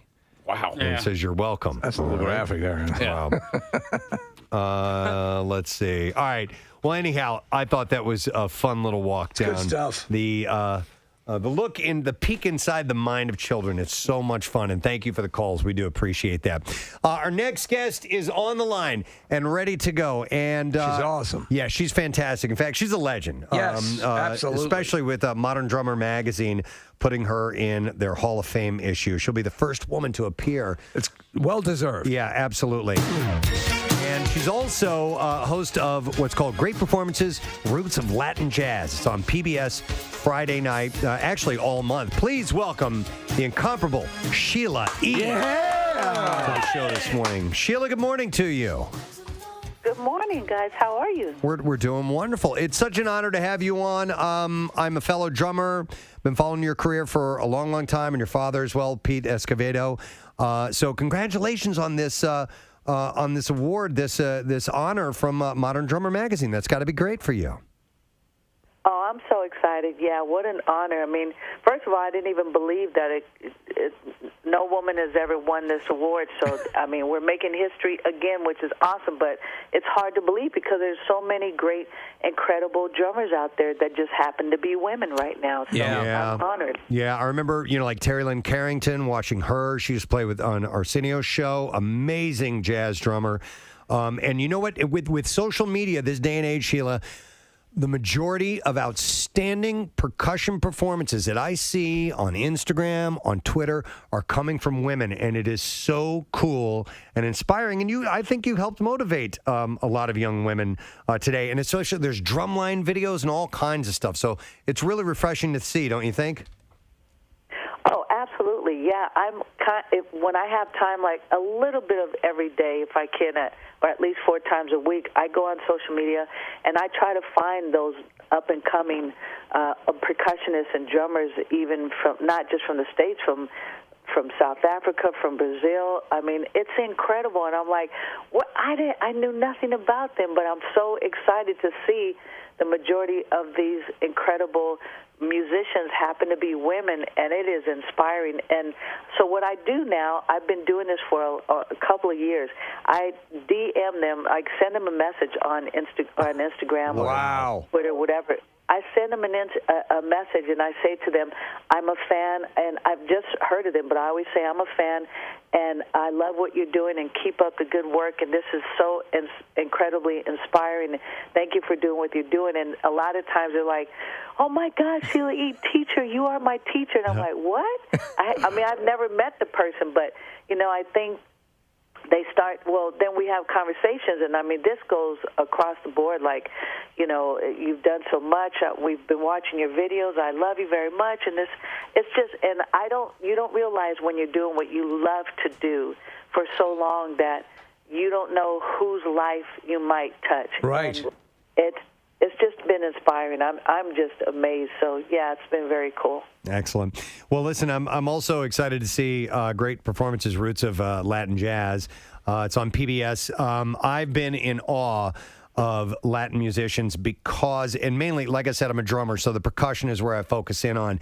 But the the depth of Latin music and the rhythms it's just mind-boggling when you go from all the various influences from Brazil to Mexico to each region has its own flavor that it adds, that it contributes to music, specifically in jazz. And are you guys going back to how far back does this go? Because I mean, it's really the origin of rhythmic music. Yeah, Latin jazz is the foundation of who I am because of my dad. So absolutely, Tony Sugart, he put all this music together. He arranged all this music, and he did some covers and stuff.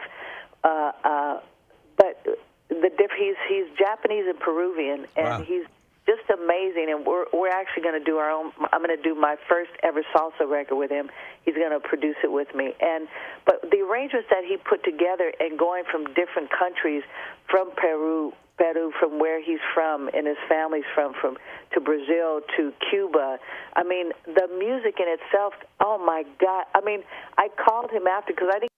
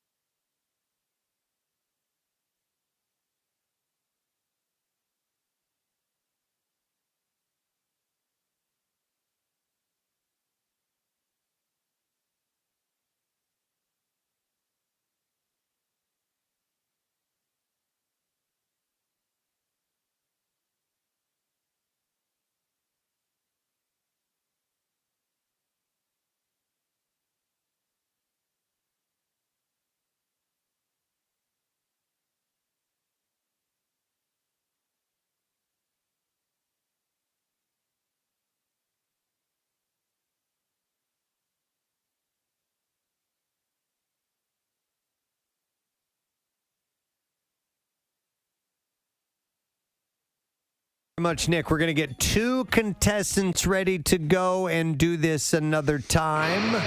There's a new roller coaster at Six Flags Great Adventure. It's called the Jersey Devil, and it's their 13th roller coaster. Awesome. We've been having people face off in screaming matches this morning to win 4 packs of tickets to go and experience this for themselves. So let's do this real quick, and then we have a guest we're going to talk to. All right, we got Mike on the line. Hey, Mike. Yo there, Mike. You're going to be facing off against Frank. Hey, Frank, good morning. Adzooksday. Adzooksday. I can't even say Gadzooks. Yes, it's hard. It would be Adzooksday. Adzooksday. Very good. In big Latin. All right, so Mike and Frank, it's simple. Best scream wins. Let's have you do it. Mike, give us your best.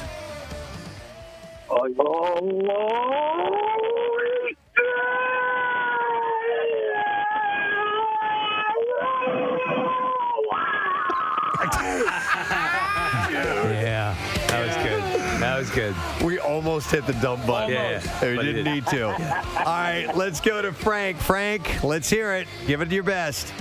All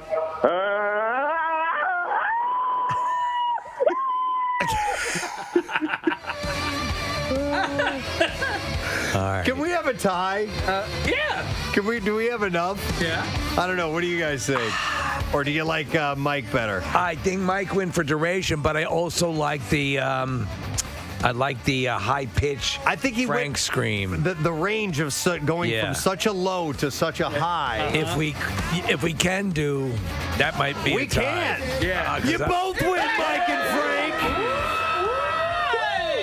Hang on a second. We're going to give you 4 packs of tickets to Great Adventure to check out the Jersey Devil Coaster, the world's tallest, fastest, longest single rail coaster in the world. 13 stories high, up to 58 miles per hour, 3 wicked inversions, so you can test your courage as you dare to take a ride with the devil. So we'll set him up with that, and we'll do it again. We'll do it again before the show is over. Okay, taking another kind of ride. Yeah. This one is, well, the reason we have the jingle bells is because it's a Christmas in July motorcycle toy run that is happening. It's awesome. And it's for Shriners Hospital, and we are happy to welcome from Shriners, Stephanie Bayarwa. Stephanie. I'll never get your name right, Stephanie. I'm sorry. It's Bayarwa, right? Yeah, Stephanie Byra. Thanks for having us on. Oh, anytime, man. We're happy to help out. We love, number one, love the Centurions who are behind this. And also, you guys at the, I still don't know how you do it. I still don't know how Shriners Hospital does it, that they offer up this free medical care. Before we get to the event, if you could, Stephanie, tell people a little bit about Shriners Hospital and what you guys do. Absolutely. Thanks so much. Yeah, so we are located right on North Broad Street next door to Temple Hospital, and we provide care to kids that have orthopedic needs. So whether it is a broken bone, it is a kid that has scoliosis, somebody that has, born with a limb difference, kids that have spinal cord injuries, anything really with the body and the bones, that's what we're here for. And you're right, we provide all of our care regardless to everybody's ability to pay. And, we take health insurance and whatever is not covered, our organization takes care of it. And we have families from the Delaware Valley and beyond that travel for our care. And it's super specialized, and we're just lucky that we're able to, it's been 95 years of providing care in the city of Philadelphia and beyond. That's amazing, because I watched, it was an extended piece on Shriners, and, the fact that you guys do what you do, but the separate stories that were portrayed in this piece that I watched was just amazing, because you had people who just thought, what am I going to do? My kid is sick. What am I going to do? And they're Shriners sitting there ready, willing, and it's just an amazing thing. Yeah. And so this event is really cool. So this is to donate money and toys. And tell us about the Christmas in July event, because it's this weekend, Steph. Yes, it's on Sunday. So after a modified drive-by parade in 2020, we are so excited to be back in action, and we're going to be outside for the whole event instead of coming into the hospital lobby. So go ahead and head up to State Road to the Police Academy to get your breakfast, and it's $30 a person and $40 a couple, and then the kickstands go up at 11 o'clock to leave the Police Academy by Highway Patrol. And if you've ever wanted to ride down 95 without any traffic, that's your opportunity on your motorcycle. And then you come up Broad Street and drop off your toys and money and see some of the outpatients and see some of the kids at Shriners. And then they actually have an after party as well. So it's a full day of fun. That's great. Stephanie, traditionally, how many bikes are involved in this event? So traditionally 500 to 600 bikes, and, you know, a lot of people. So the Centurions are really, they've done a phenomenal job. So far, $34,000 has come into the event already, and it's not even Sunday. It is the 25th annual event. They have raised $500,000 to date, and thousands of toys. So they're very hopeful that people are ready to get back out there and do the fun events and be out there after, you know, going on hiatus from lots of, you know, charitable events like this one. Yeah, it's true because we have stuff coming up, and anytime I've just made a brief couple of appearances recently, and people just come out. They want to be a part of it. They want to see faces again, and this is such a great event. And what I love about it is that, yes, there's the financial, but there's also the toys, and toys are so important. They are.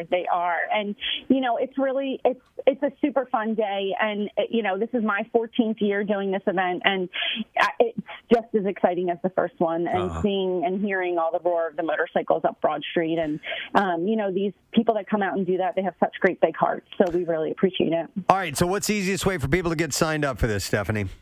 Just show up. It's the easiest thing. Just show up at the Police Academy, and they'll get you signed up there, and you'll get your wristband for your whole all-day experience. And, you know, you're also welcome to come to Shriners Hospital outside of our building to see everything happen about 11:30, really, to be out front to see the experience there. Nice. And so if I want to ride in this, let's say it's the escort begins at 11 a.m., what time should I get there to sign up and everything? 8:30. 8:30. Is when they start gathering up at the Police Academy on State Road. Okay, excellent. Well, you guys do great work. It's great to be back in full force, having these events taking place, and it's just a great sign that everything is starting to turn around, and people just want to give and donate and be a part of these events. So it's excellent. So we'll get the word out for you, Stephanie. Thank you. Thank you. Have a great day. All right, you too, Stephanie Byra. There you go.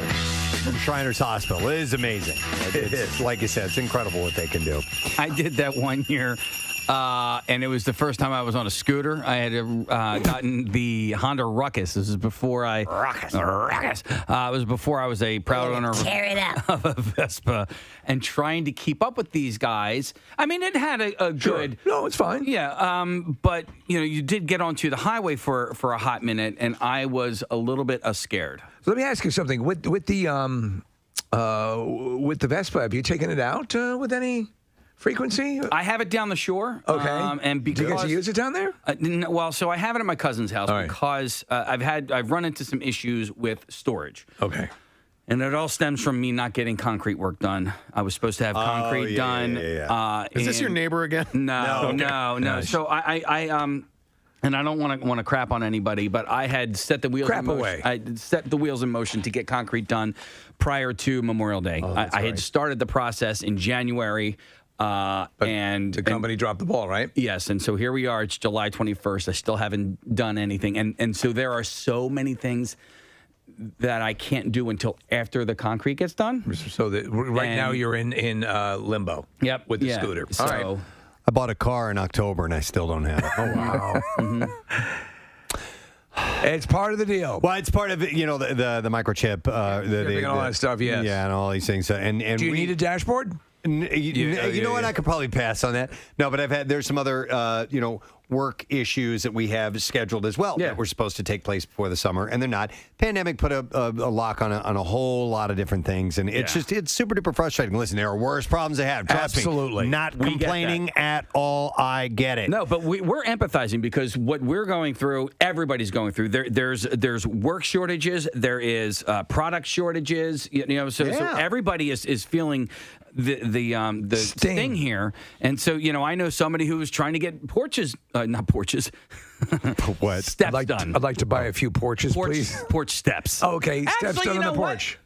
There are 2 porches involved because there's like 2 floors. But so right now they have steps that are serviceable, but the steps that they have are temporary, and these things were supposed to be done in May. Do they go to porches and such? Porches and such. Porches and such. Porch Palace. Yeah. Actually, porches are a big thing. Yes. But listen, so this residual effect is gonna continue for a while. It's gonna take a while to come out of this whole. But if you find yourself getting wound up, push it down deep in you. Yeah. Right. Hold on to Crunch it. it into a little Crunch it ball. into a little ball. Shove it deep Just down inside. Compact it so it's near explosive. No, And then explode on somebody for no reason whatsoever. Actually, you know what you could do to help you feel better? What? Go get a hot dog because it's National Hot National Dog. Hot Dog Day! National Hot Dog Day. It has been like the last 2 weeks have been what? National Mac and Cheese Day, ice cream. There was another one that was right in this vein. I mean, if we get National Pizza Day soon. Well, I've never seen so obviously. French fries. French fries. French fries. We check. We check stories. We check the news. We have our different sites that we go to, and so on and so forth. And I've never seen such a regular, consistent announcing of what food day it is than the past month. Like multiple news sources carrying that today is National Hot Dog Day. I had my best hot dog of the year on Monday. Keep a little diary. Give a little the journal. diary. Yeah, I was like, this is easily number 1. So I went. I played golf on Monday in Stone Harbor, and the golf at the turn, dude. Have you ever had a hot dog at the turn? Hot dog at the turn. It's an Have you ever important seen thing. a grown man pleasure account? It's an important thing in golf. It is. Hot dog at the turn? Hot dog at the turn, and you can order it ahead, right? So you called right before you tee off on the 9th, and so it's waiting for you when you get to the turn. It was a big hot dog on a New England style bun, which I with love poppy that. seeds. No. New England style is it's almost like a piece of bread With a thick accent. Oh, I know what you're talking about. Yeah. I love these hot dogs. These are great hot dogs. Yeah. So pre-ordered was the way to go. Yeah. Because I think I would want it grilled when I got there. I mean, it was ready. I mean, it wasn't like it was sitting there. You ready to have your mind blown? Playing one hole of golf should take you less than 10 minutes. No, he said when you start. No. When Start at the on 9th. the 9th. Oh, the 9th. Yeah. Well, Does the whole dispense hot dogs? Well, no. So Casey ordered at the beginning of the 9th. When you go to reach your golf ball, the hot dog pops up out of there. I think this is an idea. Oh, I'm going over. I love it. It's like the hot dog cannon. I like that. You ever had a hot dog in a baguette? Like French bread? No. It's really good. No, but I had a hooker with me. That's not what I. So wait a minute. Hold on. I'm intrigued. Hollow it out. Do you hollow it out? Uh-huh, yeah. You make a little tunnel. That's exactly what you do. What do you do? You make a little tunnel. You hollow it. And then you shove the hot dog. No, but I am going to try that. Yeah, hot it's going to dog. be difficult to hollow that out. In the baguette with the hot dog tunnel. Son of a bitch. Really Son good. bitch. Where do you put your condiments? Or you just dip it as Well, you're eating that's a great question. What I like to do like is a roast beef and gravy. I like to squeeze the, and I know you guys disagree with me, but I like to squeeze the ketchup into the baguette. Stop, I don't care. Into the hot dog tunnel. No, I did not. You can do whatever you want. I would squeeze your mustard in there. Take your stupid mustard and put it in the. No, but so I put the condiment in before the hot dog so that the hot dog tunnel Listen, is if you coated. want to confess to owning child pornography, now's the time to do Stop it. Because it. we're so horrified by the ketchup, we won't even care. Team ketchup. Daddy is going to try this Daddy weekend. like it. Oh, Daddy likey. I have to tell you something, Casey, and I want to get your opinion on this. I had a vegetarian hot dog that was actually a carrot. prepared. Boo. Algorithm I'd restaurants. rather put ketchup on my hot dog. And I thought the same thing. Where? Thing. Where?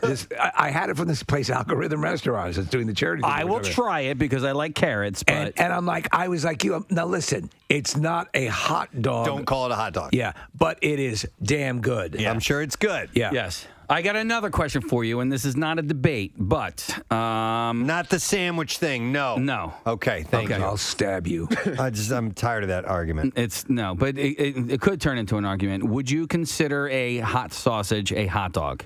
If it's, do you know what I'm saying? It's not a kielbasi. No. I'd call it a hot sausage. I'd say different. Okay, so if I wanted to go to Philadelphia Pretzel Factory today to celebrate National Hot Dog Day and got a hot sausage inside the pretzel. Get a hot dog inside the pretzel. It's not as I think good it's as a hot close. sausage, I think it's close enough. Yeah. But if you but want I to be think a liar, if you want to lie to yourself. Sausage and hot dogs are a little bit different. I agree. It's a different. It's a different enough. For me, it would be similar to the Sloppy Joe hamburger argument. Right. We got into a really lengthy discussion amongst my family about what constitutes a banana split. Because my wife contends that it has to have strawberry, pineapple, and chocolate. Because that's the way they make them at Dairy Queen. That's like that's the default banana split. And I said no. And listen, I don't want to get into an argument. I'd say what makes a banana split is you take a banana and you split it. And you put ice cream in between it, and then you can do whatever you want after that. Right. That's a banana split. I've never had one my whole life. Really? They're great. Yeah, nothing. I've never gotten around to it. I've had them. They're fine. Okay. They're not my favorite. I like a regular sundae, with hot fudge. You know what I like? Meat. No, and I haven't had one in a while, but waffles and ice cream. Oh, All right, let's go back to hot dogs. Okay, back because to it hot is dogs. National Hot Dog Day, and we talked about ice cream last week because it was National Ice Cream Day on Sunday. What? I'm going to go to Nifty 50s and get a Texas Tommy. Okay. That's how I'm going to celebrate. I think that's and good. Oh my God! I gotta tell him. I'm going out later on for waffles. So here's what I can do. I can post date celebrate the French Fry Day, Ice Cream Day, and Hot Dog Day because I'll get the Texas Tommy with Pistol Pete's spicy cheese fries, and I'll get a Belgian waffles and ice cream. Wow, and man. that's what I'm going to do. And I'm going to eat all by myself. You're going to eat? Okay. I'm going to eat all by myself. You're doing this? myself. You done? Are you done eating, sir? You're doing this? You're doing this today? Do you want to come with me? I don't know. Yeah, you do. I'll wait for you to be done. because you know why? You don't have anybody at home. That's right. And I have an appointment that's you want to blow off. No, that's near Casey's house. And we can go okay. afterwards. After my appointment? Yeah, Or after do you want to go colonoscopy. before your appointment? I don't know. We'll talk about it We'll later. talk about it you should later. do it, Preston. I would love to eat with you. I eat alone. What are you guys eating? I eat on my planet too. There's a text, and I think this describes this properly as far as hot dogs. It says, a hot dog is a sausage, but not all sausages are hot dogs. That's true. Okay. So a hot dog is a type of sausage. Right. Just like, Jesus. We should play that whole clip. Okay. It's not National Sausage Day. Yes. But it's close enough. National Hot Dog Day is a good excuse to play that entire sausages clip. So we'll have Casey look that up. It might be under Kids in the Hall. Yeah, that's what I'm looking for. I didn't realize that hot dog. I mean, it makes sense. I never really thought about it, but yeah, kid. It is a sausage. It is. I was. There's gonna an say Kids in the interesting Hall. dynamic with sausages versus hot dogs, though. Like a grilled sausage, there's more juice that squirts out when you bite it. Like the casing is thicker, and therefore the juice. When you is stroke the hotter. shaft, Yeah, right. Reese. When so you move your hand up and down on it. Where are the sausages? Where are the sausages? You said you'd bring me sausages. I don't see no sausages. I want sausages. Sausages are good. Sausages are good. We are all sausages. I want sausages. I want sausages. All right, so there are a couple of specials that are going on.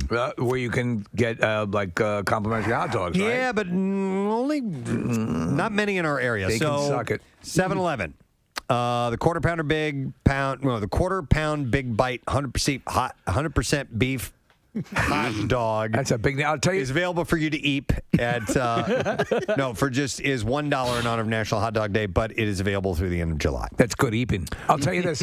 I was on a 7-Eleven hot dog kick for quite a while. They're all beef hot dogs. I love their hot dogs. Yes, you do. 7-Eleven hot dogs. Yes. Hold on, wait. Vince has something here to share. Vince, good morning. Morning. What's That's up? your nutsack. That is. Thanks for being my mom. What's up, buddy? Ball sacks are yummy. Hey, how's it going? So there's this thing called a puka dog that my wife, she had family that lived in Hawaii, and it's literally a roll. They hollow out a hole, which I found out puka is a Hawaiian word for hole. Okay. They jam. You can put condiments on the inside of it, like cheese, onions, whatever. Really? And then they slide the hot dog in the hole, and then there's this special Hawaiian sauce, which it's some secret, but I just used mayo and ketchup, and I said, well, this is my Big Mac dog. I don't care. And it is the craziest, best thing in the world. So we're looking at a picture of, I think, what you're describing. It does look kind of good. Puka dog. Yeah. All right. Thank you. Other than the ketchup and mayo thing. Thank you, Vince. Appreciate it. Yeah, I mean, that's from Endgame. Who puts mayo on a hot dog? Probably one of your brothers. What? It's it's the very beginning of the movie. All right, who wants it? You want ketchup or mayonnaise? And then Hawkeye says to his daughter, who puts mayonnaise on a hot dog? Oh, when they're at the picnic scene. Yeah, or outside. she says it to him, and then he goes, I thought "Oh, it was probably ketchup. Yeah." And then Or mayo, Thanos you're kills right. her. And then he says, 2 mustards, thanks, Baba. And then they all disappear. And then it continues. Yes. All right, so here's some other ones. Doghouse, it's house spelled Haus. We have any of those around here? No, I've been to them, though. They're, I think, more out west. They have a deal. Field roast. Anybody ever heard of that? No. Nope. McAllister's Deli and Auntie Anne's. Okay, so Auntie Anne's. Yes, I've heard of Auntie Anne's. Of course you have, yeah. Auntie Anne's Kids Pretzel Dogs. Pretzel which dogs. are made of sweet pretzel dough wrapped around a bite-sized hot dogs, available for a limited time at McAllister's Deli. But Auntie Anne's has, I got a pretzel dog from them last week, at the end of the week last week, and their hot dog, pretzel hot dogs are Nathan's hot dogs. Oh, Are okay. they? Well, that's pedigree. I love those. So Nathan's famous. Speaking of that, at their participating locations, you can get a hot dog for half a cent. Half a cent? It says What do you need, a bandsaw? It says 0.05. That's 5 cents. 0.05. It is? Yeah, because if it were 0.5, it would be 50 cents. So that's Thank 5 you. cents. Thank you. Yeah. I'm wrong. You can get one for a hay penny, Steve. Half a penny? All right, so 5 cents, hot dogs. Hot dogs for $2. 11 a.m. to 2 p.m. at participating locations, so make sure they participate. Teton Waters Ranch, no. What is these places are absolutely. We have to have places that are participating in this area. Wiener Schnitzel. Yeah, okay. I remember those, but I don't think there's any around here. They have Wiener Schnitzels used to have the long dogs. Yeah, they have a special. What does Pink's? I was going to ask, is Pink's on the list? Because I did an appearance with them. All right, yeah. They are hot dog. They gotta have something, right? Yeah, I would hope so. Gotta! They're in the They just gotta! They're in the King of Prussia Mall, and they will serve you a dog that's like a meal. It's like 8 pounds of chili on top of it. You're going to want to use a spoon. Uh-huh. And Pink's is the place in California where they were For the helpful hardware man. No, where they had the big hat. Yeah. Right? The franchise CEO came in here, right? With Yeah, his they brought a wife. whole bunch of dogs, and they were sensational. They were such a nice, and they've been running the business forever, so I vote Pink's. And by the way, Ace is the place. Oh, you're right. For the helpful Not the hardware pink man. hot dog. like No, Ace. not the pink hot dog place. They should sell hot dogs at Ace. Let me go to Tommy. Hey, Tommy, good morning. Hey, good morning. Sorry to bother you at work today. Nah, it's all right. What you just want? Wingy. What do you guys you guys are talking about hot dogs. What about Jimmy John's? Right What about down it? 202. Jimmy John's? Yeah, we had them bring stuff in. Do they have some specials? I don't know if they have any special. Well, that's what we're talking about. So Jimmy John's has hot dogs. All right, thank you, Tommy. Frankfurters. Appreciate it, brother. Okay, I did not realize that. Thicker I like casing. their regular sandwiches. Yeah. Frankfurters. No. Steve, Jimmy John's, the lone franchise, just the one on 202 down by Chad's Painter's Crossing. All right. We had that conversation a while back, and we're confused by it then as well. Like McDowell's and McDonald's. Right. Yes. Right. The Big Mick. Yeah, they don't use sesame seeds. All right. Anyhow, happy National Hot Dog Day. We got to take a break, I've been told, so we're going to do that very thing. We got the beat file coming up next.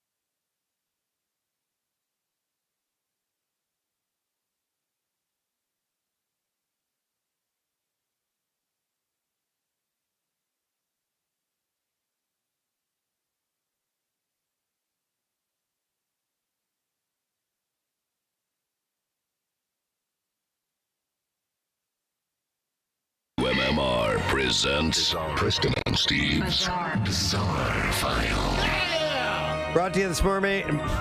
Brought to you by the Mummy. Brought to you by the Mermaids. No, Dermatology Associates at Plymouth meeting recruiting for vitiligo study to test an investigational treatment. And adults 18 to 75 can register. Reimbursement may be available. More info at PlymouthMeetingDermatology.com. We're going to start with a follow-up story. An apparent miscalculation of the weight of fireworks detonated by police is suspected in the explosion that shook a South Los Angeles neighborhood late last month. You remember that footage? According to preliminary findings released on Monday, what was meant to be a safe detonation of homemade fireworks ended in an explosion that injured 17 people. Where the Los Angeles Police Department officers had spent the day seizing a large cache of fireworks from a home.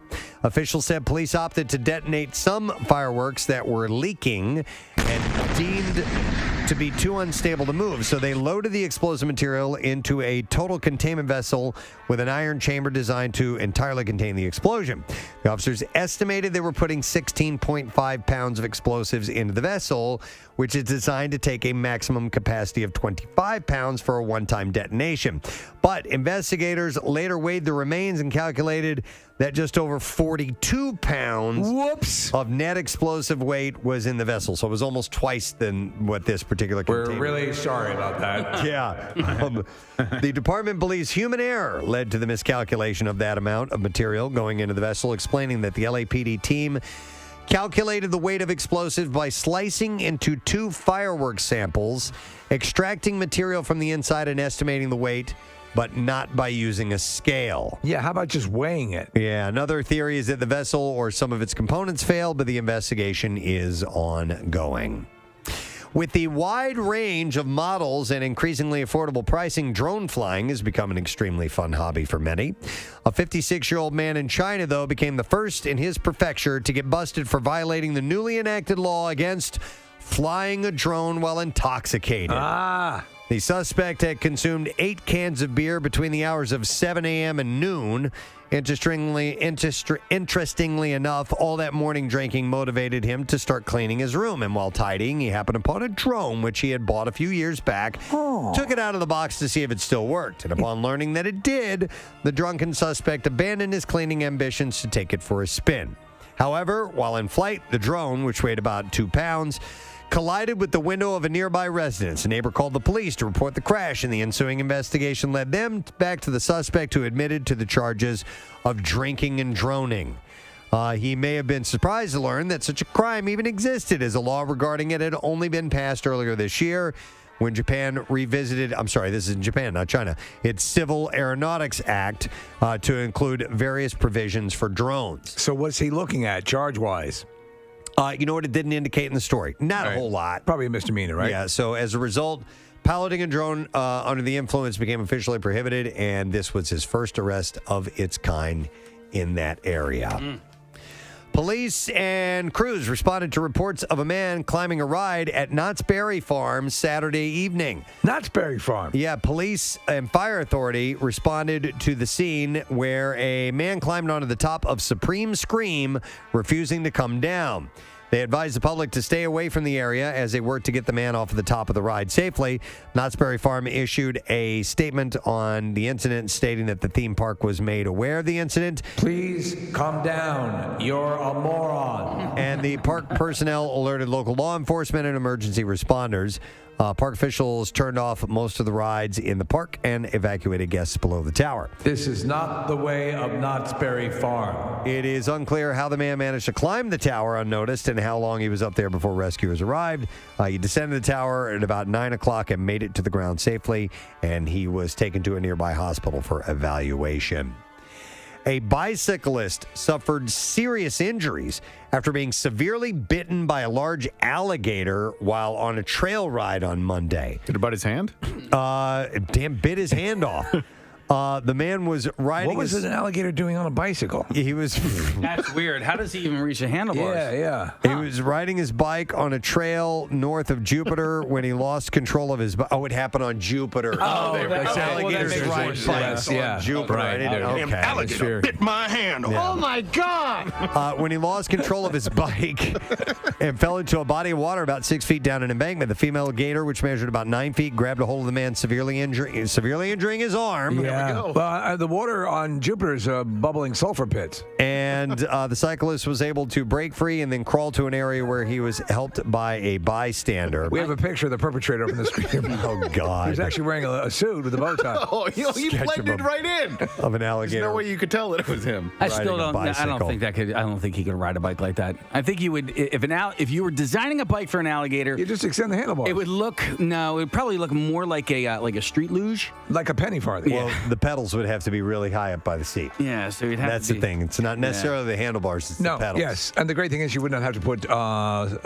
baseball cards in the spokes. You could just have the tip of your tail. Yeah, just ding, ding, ding, ding, ding, ding, ding. Right. Yeah. Fish and wildlife officers secured the area and drove the victim more than a mile to meet the medical helicopter. His condition is not known. A professional trapper was able to locate and trap the gator a short time later. Is this your bicycle? And you know what? We'll wrap there. I'll mention this video that I saw on. I was somewhere on social media, somebody had posted, but it said like the most Florida thing ever. Yeah. As these guys in this John boat, and they were hanging over the side of it, and you hear this. Did you see it? Yes. This guy's kind of luring a gator to them, and he's kind of tapping it on the snout, and the gator opens its mouth, and the guy takes a beer can, and he taps it on the gator's bottom teeth, pokes a hole in it, and shotguns the beer. Oh, wow. So nothing. No alligator bit any hands off or anything like that? No, but he just reaches out, he goes, tap, and he slams it. I mean, it's just like, come on, man. That close to getting his hand snapped off, but it actually kind of looked cool. It was funny. Yeah. It was funny. Yeah. All right, and that's what I have in the Bizarre File for you. Let me give away the... We can do this. Do it. No, you know what? We'll do secret text word. And Nick... You shall choose the caller number. 17. All right. I like that number. 215-263 WMMR. Caller 17. You need to know the secret text word. And we'll also grab a random texter. And we'll come back. We'll give away some more of the passes for Great Adventure and a few other things, too. We'll be right back. Stay there. Preston and Steve on 93.3 WMMR. The Preston and Steve Small Business Love You, Help You line. Hello, my name is John Whitney, owner of New A Gallery. I am located at 201 West Baltimore Pike.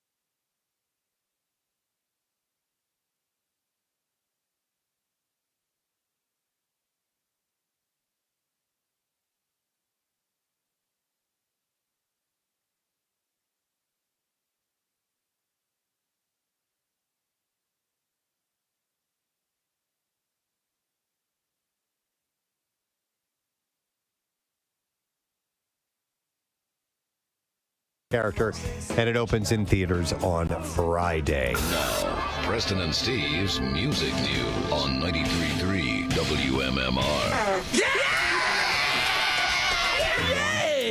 Horizon Hedge Cover. They are a sponsor, by the way. Hedge Covered when summer heat pushes your system to the max with up to $1,200 off a new cooling and heating system. Plus, Horizon can install it as soon as tomorrow. Visit horizonservices.com. Let's see. Foo Fighters fans are in luck with the band's rescheduled Forum dates now announced. The band, which was forced to scrap its July 17th gig at the venue after a member of the band's team tested positive for COVID, has rolled out a makeup date, and that will be August 26th. Tickets will automatically be valid for the new date. For refund inquiries, defer to your point of purchase. What would suck is if you had those tickets and that first date worked perfectly for you, and then the second date doesn't work at all. It's been known to happen. It happens. That's why they're going to offer the refunds.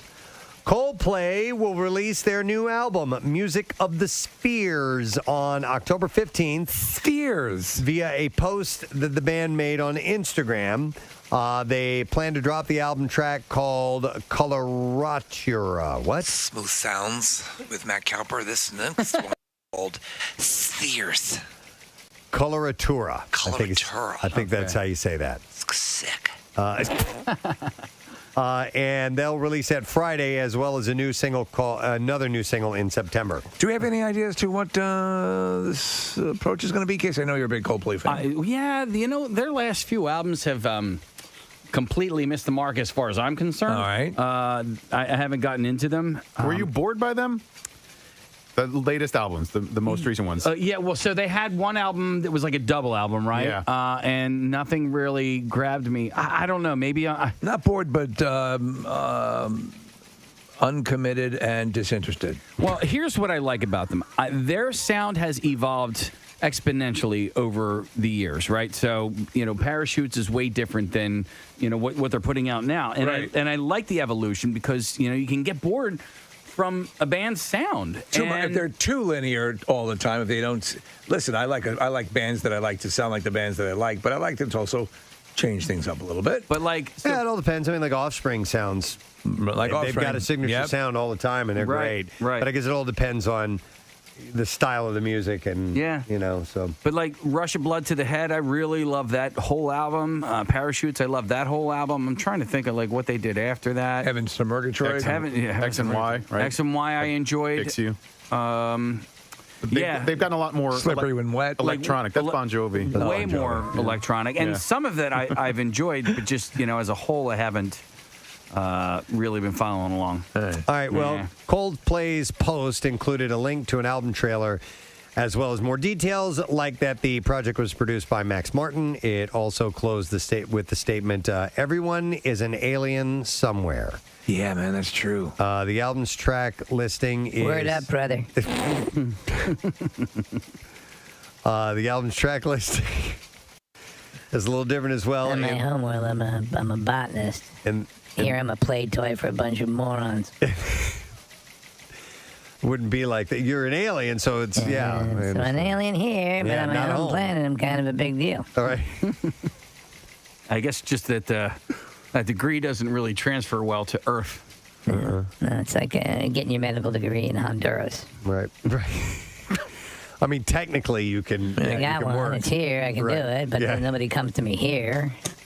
I'm impressed you two knew about Honduras. Oh, yeah. I've been here long enough. Okay.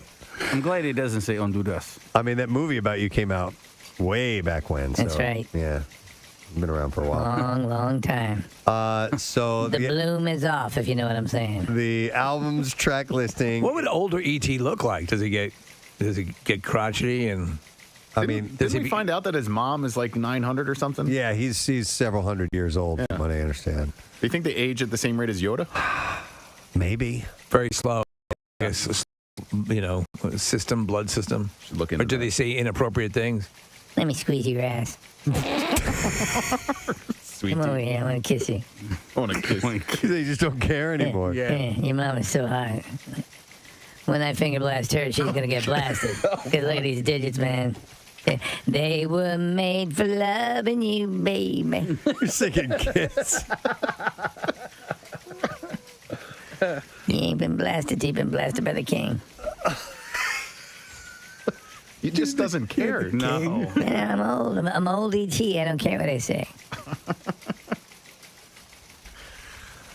Eat a bag of D's. Wow.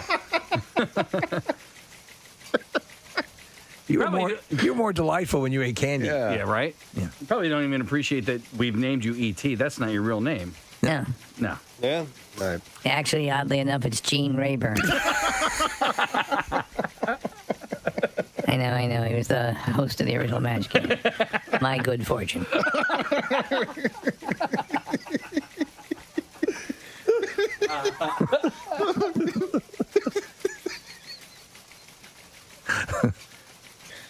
It's like they kept calling him Alf, even though he told him that his name was Gordon Shumway. Right, yeah. But they called him Alf anyway. That's kind of a dick move, right? It is. It's not respectful. Alf wasn't real, though. E.T. was. Oh, I see. Alf was a puppet. I see the difference. Stop living in Come on, fantasy. man. Back to Coldplay. The Oh, right. album Alf was track not a listing is a little different as well, and the 5 of the dozen songs are represented by emojis. In May, the band released Higher Power, the first single from Music of Spheres. All right, and then one last story. Chester Bennington's widow paid tribute to him on the 4th anniversary of his death. Linda Bennington shared a photo of the Linkin Park singer with a lettuce cup on his head, along with the caption, "You always had a way to make us all laugh. You always made everything better. And when you put this lettuce cup on your head to make us laugh because our food was taking forever, you made everything better once again." That's a nice picture. She continued saying, "I'm so glad that the kids and I have vast amounts of pictures and videos to remember you by. We miss you every second of every day. You were the best person I've ever known. I see you and our babies every day. Lily is your mini me with her looks and beautiful voice. Tyler has your wit, intellect, looks, and the same obsession for trying to figure out space and time. And Lila, she has your heart of gold. When they were newborns, you wrote your hopes and dreams for them. God must have seen what you wrote because they are truly everything you wished for them to be." She added, "I know you can see them. I would give anything to have you back so they could see you. But that's why we have our entire life together on home videos, and I'm glad I never stopped recording. Today, we will watch some of them and remember how effing amazing you were. I love you. Rest in peace." Wow, that's really heartfelt. Well, think of what's robbed. Think of what, I know. Again, as Pierre often says, it's a permanent solution to a temporary problem, and it's so sad because, so much more. Think about all the life, all his, his family, what he would have loved to have done and spend time with his family. That's all gone. Yep. He was found dead July 20th, 2017, on what would have been the 53rd birthday of his late friend, Soundgarden frontman Chris Cornell. So there you go. And that wraps up our music news this morning. We're going to take a break, and no, I'm going to hang on to that. Here's what we're going to do. We're going to give away the last of our passes for Six Flags Great Adventure. Ooh. We're going to break. We'll get a couple of screamers. Hopefully you can hang on hold while we're gone. It's going to be a few minutes, but let's get 2 more people who want to scream at the top of their lungs like you're riding on a roller coaster to win those. 215-263-WMMR. We'll come back in just a moment and have you battle it out. We'll be right back. Preston and Steve on 93.3 WMMR.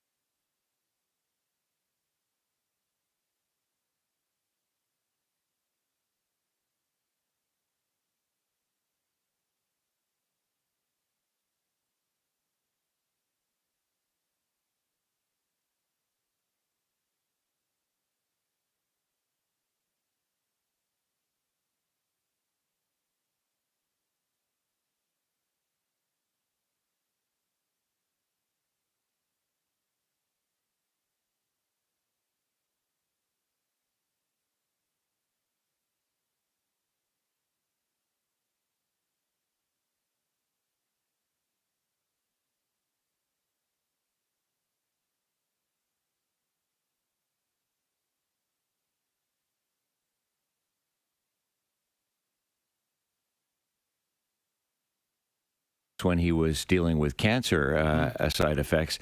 And the challenge is you're inactive for all that time. Yep. So they have to keep turning you, and then you essentially have to learn to walk all over again. Right. So that's, been his challenge, but he's been in a rehab for the last couple of weeks. And it's just joyous news. So excellent. And he has a goal, which is really also key to people as they're in any form of recovery from anything, of joining the Camp Out for Hunger. I had a feeling. It's just he takes his vacation days and comes, or he has in the past, and works. He's as good a man as you'll find. Yeah, he's just delightful guy, and he's sharp as a tack. He did not lose an ounce mentally, which is great. He's just got to relearn. He's got little things to squeeze his hands, and he's moving his legs, and he gets physical therapy to walk, but he's still got some breath issues. But this is not something you want. So if you think about getting vaccinated, if you so desire. But do it. But Captain Dale, God, after having us lost Rabbi, and there was a point he told me. He said the doctor at one point, about 2 months in, told his wife it's not looking good. Oh boy. And you should probably prepare. And at one point his kidneys shut down. And then she said to the doctor, which is great, he is a fighter. He's not giving up. And I just got goosebumps. So I'm just so happy that he loves you guys so much, and we love him. We love him. Yeah, I mean he's you talk about a friend of the show. I mean he's a friend of the station. He's the best and a delightful human being. So absolutely. Here's we'll have to talk to him soon, man. Yes, that'd be great. And get him on the air. Yeah, and say hello. Yeah. All right, shall we do the letter of the day? I was thinking that. Here we go. Preston and Steve on 93.3 WMMR. Now, the Daily Letter. All right, and the Preston and Steve show is brought to you today by the letter N as in naughty. All right, and we have just one more letter to go. It's only 3 letters this week. We're giving it away tomorrow. All right, and we have a pair of... Are we giving it away today? Tomorrow. You're off today? We're here right now. We're giving it away tomorrow. Talking to us while we're in the studio. Yeah. Why aren't you guys here today? No, we're here. We're right here. Oh. You thought we were giving it away today? Yeah. Just take whatever it is and make it plural. Hang on. No, it's all right. No, it's okay. It's perfect. Yeah, it's perfect. Okay. Yeah, perfect. Yeah. All right, There'll just be a number of them. Yes. We'll give it away tomorrow. One more letter to go. God in heaven. I thought today was Thursday. It's okay. Isn't it Thursday? No, it's Wednesday, man. Yeah, right. It's been Wednesday all day. But Thursday's Wednesday at Carvel. Thank you. A pair of front row tickets to see Jimmy Buffett on Thursday, August 12th at BB&T Pavilion, and some tickets remain at, you can get them at Ticketmaster.com. Aren't you off today? All right, isn't it Saturday? That was a great... Yeah, let's not glance over that. Are you guys off today? Yes, we are. Did I say that? Yes, you did. Yeah, you did. Are you guys off today? No, we're here right now. Or it's all right, man. You're doing a thing. I know. I think by off he meant off into the weekend. I see. Off Right, yes. the rest of the week. Surely the man could see we were here. Clearly. Thank you, Dad. For throwing me a little lifeline there. I was drowning. But one time DeBella called me and he said, you got to come into work. I said, it's Saturday. Stop it. Yeah. And I'm laying in bed. He goes, it's Wednesday. And he goes, like not even Friday, midweek. Yeah. I'm going, don't do that to me. Fortunately, I didn't swear because we had no dump button. Yeah. And I'm sound asleep. And he goes, no, it's Wednesday. and you're on the air. And you're really late. And I go, you are absolutely untrue. And I'm going to hang up. And then he goes, you really want to do that? And all of a sudden, the slow creeping reality of the fact that not only had I overslept, but he was calling me and publicly humiliating me. And then, oh, my God, I got to go. And fortunately, I lived in town at the time, so it only took another 20 minutes. Well, to me, that's one of the main reasons for the time that we've been doing a morning show. I want to live close to the station, just in case. Yeah. Just in case. Well, we had a newsman, Bob White, who was, I got here, and he was here at the very, he was here only for a short time that I was here, but he lived in the Wellington where the station started because they have apartments there, and he would come down in his bathrobe and slippers and do the news, and then go back up and get That's the some way coffee. things ought to be. Yeah. That's the way it ought to be. I really have no problem with that. Anyway. All right. What's up on the show today, then? Are you off? We're off right now. We have workforce. Oh, I've got more Elvis Costello tickets and The Imposters Sunday, October 24th at the Met, and they go on sale Friday. I've got them today. We've got Aerosmith, Workforce Blocks, Dave Matthews Band, and Pink Floyd. All right, excellent. I want to thank our sponsors. The Preston and Steve Show brought to you today by Acme. They have everything you need to prep for this summer season. Acme Fresh Foods, local flavors. Also brought to you by Dunkin', the official coffee of the Preston and Steve Show. Tomorrow.